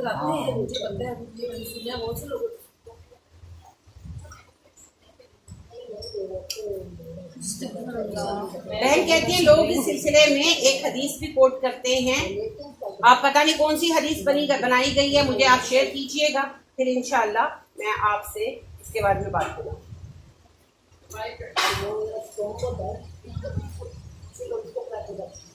اچھا جی، وہ کہتی ہے کہ لوگ کہتے ہیں کہ اونٹ کا گوشت ناپاک ہے، اسے کھانے کے سے وضو ٹوٹ جاتا ہے. نہیں، ٹوٹ نہیں جاتا. نبی کریم صلی اللہ علیہ وسلم نے بکری کا گوشت کھایا، گائے کا گوشت کھایا، دمبے کا گوشت کھایا تو اس پر کبھی وضو نہیں کیا. اونٹ کا گوشت کھانے میں تھا، آپ نے کھایا اور اس کے بعد آپ صلی اللہ علیہ وسلم اٹھے اور آپ نے وضو کیا. اب اس میں کسی نے آپ سے کویشچن نہیں کیا. یہ بھی ہو سکتا ہے کہ کسی وجہ سے آپ کا وضو ٹوٹ گیا، لیکن آپ نے چونکہ کیا تو صحابہ نے پھر اسے معمول میں رکھا. تو یہ ابھی بھی ہے کہ اگر آپ اونٹ کا گوشت کھائیں تو آپ اس کے بعد وضو کریں. تو اس کا ایک سبب شاید یہ ہو سکتا ہے کہ ان کا گوشت بہت ہیوی ہوتا ہے اور دیر ہضم ہونے والا ہوتا ہے اور گیس وغیرہ بادی کے اعتبار سے بہت شدید بادی ہوتا ہے. تو شاید یہ ریزن ہے کہ آپ ایک دفعہ واش روم سے ہو لیں اور ہلکا ہو لیں پھر وضو کر کے نماز ادا کر لیں. تو یہ کوئی بھی ریزن ہو سکتی ہے. اونٹ کا گوشت کسی معنی میں ناپاک نہیں ہوتا. اگر ناپاک ہوتا تو قربانی نہ ہوتی نا. بس یہ ہے کہ نبی صلی اللہ علیہ وسلم نے بکری وغیرہ کے گوشت پر کبھی وضو نہیں کیا. مگر آپ کسی کے گھر انوائٹڈ تھے، آپ نے اونٹ کا گوشت کھایا، پھر آپ صلی اللہ علیہ وسلم اٹھے اور آپ صلی اللہ علیہ وسلم نے مکمل وضو کیا اور نماز پڑھی. تو صحابہ نے آپ سے ریزن نہیں پوچھی. ریزن پوچھی ہوتی تو ہمیں ریزن پتا ہوتی، ریزن نہیں پوچھی. تو گیس ہیں سب کے اپنے، لیکن اس سے اونٹ کی گوشت کی ناپاکی کا کوئی وہ ثابت نہیں.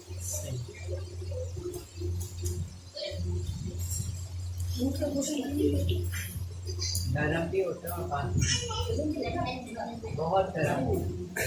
یہ جو حدیث ہے کہ نبی کریم صلی اللہ علیہ وآلہ وسلم نے اونٹ کا گوشت کھا کر اس پر وضو کیا، یہ ضعیف ہے، یہ صحیح. اس کے بارے میں دو رائے ہیں. امام البانی اس کو صحیح کہتے ہیں اور جو ہیں امام مسلم اور امام حاکم اور بہقی سے ضعیف کہتے ہیں. امام بخاری نے بھی اسے صحیح کے زمرے میں ڈالا ہے. تو اختلاف رائے ہے. بعض محدثین کے نزدیک صحیح ہے، بعض کے نزدیک ضعیف ہے. تو ضعیف بھی اگر ہم مانیں تب بھی مناسب یہی ہے کہ اگر آپ نے فرض نماز ادا کرنی ہو تو وضو لوٹا دیں، کیونکہ ضعیف ہے، من گھڑت بہرحال نہیں ہے. لیکن اس سے گوشت کے صحیح اور پاک اور ناپاک ہونے کا مسئلہ نہیں اٹھتا. بس یہ ہے کہ کون کون سی کھانے کی چیزیں کے بعد وضو کرنا پڑے گا. صرف ایک کھانے کی چیز ہے جس کے بعد وضو کیا نبی صلی اللہ علیہ وسلم نے، اور وہ ہے دودھ کا. وجوہات اب اللہ اور رسول بہتر جانتے ہیں. ویسے میڈیکلی جو ہے اس کی ریسرچ یہی ہے کہ یہ بہت ہیوی اثر دیتی ہے، طبیعت میں سستی لاتی ہے کیونکہ یہ دیر سے ہضم ہونے والا ہوتا ہے اور اس میں بادی پن بہت زیادہ ہوتا ہے. تو میرا خیال ہے کہ شاید یہی ریزن ہے. تو باقی اور اگر کوئی ریزن ہوگی تو وہ اللہ بہتر جانتے ہیں. دودھ پینے کے بعد کھلی کی، دودھ پینے کے بعد بھی کلی کی، گوشت کھانے کے بعد بھی کھانے، کھانا کھانے کے بعد بھی آپ کلی کرتے تھے اور نماز پڑھ لیتے تھے. صرف اونٹ کے گوشت کے بعد آپ نے وضو کیا. اور جو آپ نے یہ خصی جانور والی حدیث کہی ہے یہ میری نظر سے گزری نہیں ہے، لیکن میں اس کے بغیر ہی آپ کو کہہ رہی ہوں کہ من گھڑت باتیں ہیں، ایسی کوئی بات اسلام میں نہیں ہے۔ بڑی بڑی باتیں جو اگلے دن مجھے کسی نے شیئر کیا اور اس کے ساتھ ایک نام نہاد کتاب کا ریفرنس بھی تھا، انا للہ و انا الیہ راجعون۔ آپ کے علم کے لیے بات میں یہاں بیان کر رہی ہوں، ورنہ اتنی بیکار بات ہے کہ کہنے لگی کہ جی نبی صلی اللہ علیہ وسلم نے کہا ہے کہ بانجھ عورت سے تو گھر میں مارنے والا بوریا زیادہ بہتر۔ انا للہ و انا الیہ راجعون۔ میں نے اسے کہا اچھا مجھے ایک بات بتائیں کہ اماں عائشہ صدیقہ رضی اللہ تعالیٰ عنہ کے بارے میں کیا کہیں، کیونکہ باقی تو جتنی بھی آپ کی بیویاں تھیں سب کی اولادیں تھیں پہلے شوہروں سے۔ آپ کے نکاح میں 2 ایسی عورتیں آئی ہیں جو کباری تھیں، ایک ماریہ قبطیہ رضی اللہ تعالیٰ عنہ بطور کنیز آئی آپ کی زوجیت میں، اور ایک اماں عائشہ منقوحہ بیوی بن کر آئی۔ تو ماریہ قبطیہ سے تو بیٹا ہو گیا ابراہیم، تو اماں عائشہ صدیقہ رضی اللہ تعالیٰ عنہ سے کوئی اولاد نہیں ہوئی، تو پھر جنت میں تو وہی آپ کی بیوی۔ اور حضرت ابراہیم علیہ السلام کی بیوی اماں سارہ وہ بھی تو بانجھ تھیں، اللہ خود کہتے ہیں، اور حضرت سارہ کا قول نقل کیا اللہ نے کہ وہ کہنے لگی کہ میرا شوہر بوڑھا ہے میں بانجھوں، میرا بیٹا کیسے ہوگا؟ اور پھر یہی نہیں، حضرت زکریا کی بیوی تو بانجھ تھی، اللہ خود کہتے ہیں ہم نے زکریا کی خاطر اس کی بیوی کو صحت دے دی۔ تو پھر ان سب کے بارے میں کیا؟ اور یہ ایسی گھٹیا بات کیا نبی اکرم صلی اللہ علیہ وسلم کہہ سکتے ہیں؟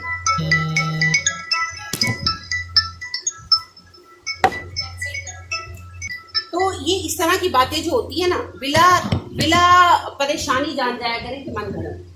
ہم نے انسانوں میں بھی میں نے آپ سے عرض کیا نا کہ ہجڑوں کے فضائل خود سے ہی بنا رکھے، اور جانوروں میں بھی آپ نے ہجڑوں کے فضائل بنا دیے، جو چاہے آپ کا حسن کرشمہ ساز کرے، نہیں ایسی کوئی بات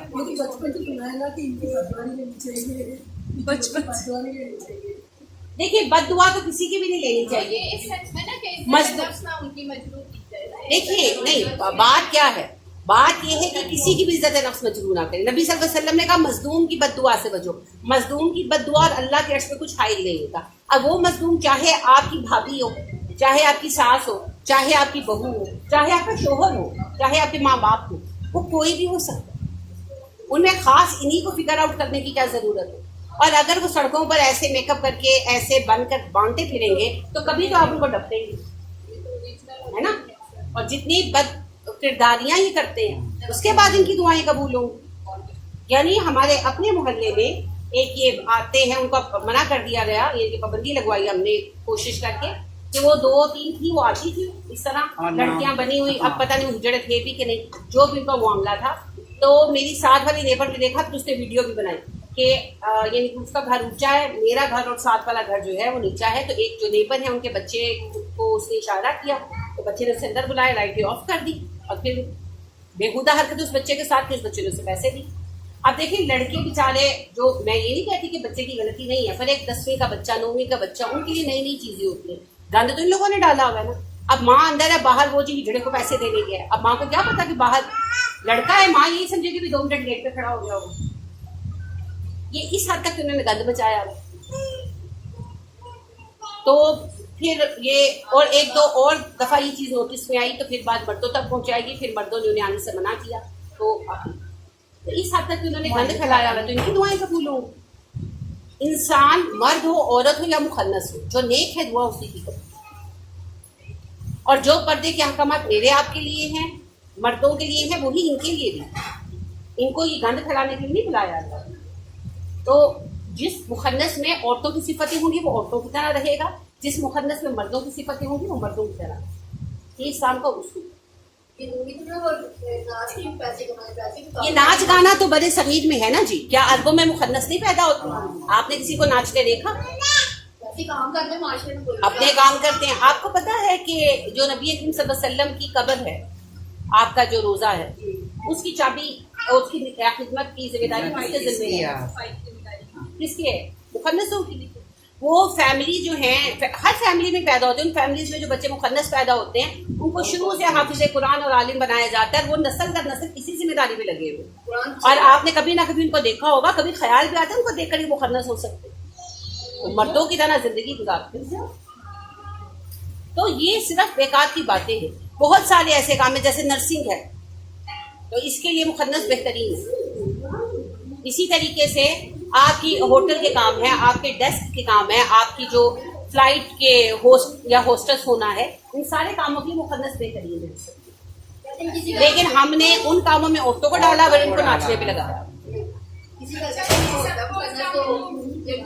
कहाँ जा रही है? छोड़ना है ना हमें,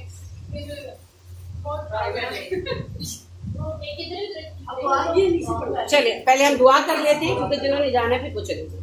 सुब्हानक अल्लाहुम्मा व बिहम्दिका व नशहदु अल्ला इलाहा इल्ला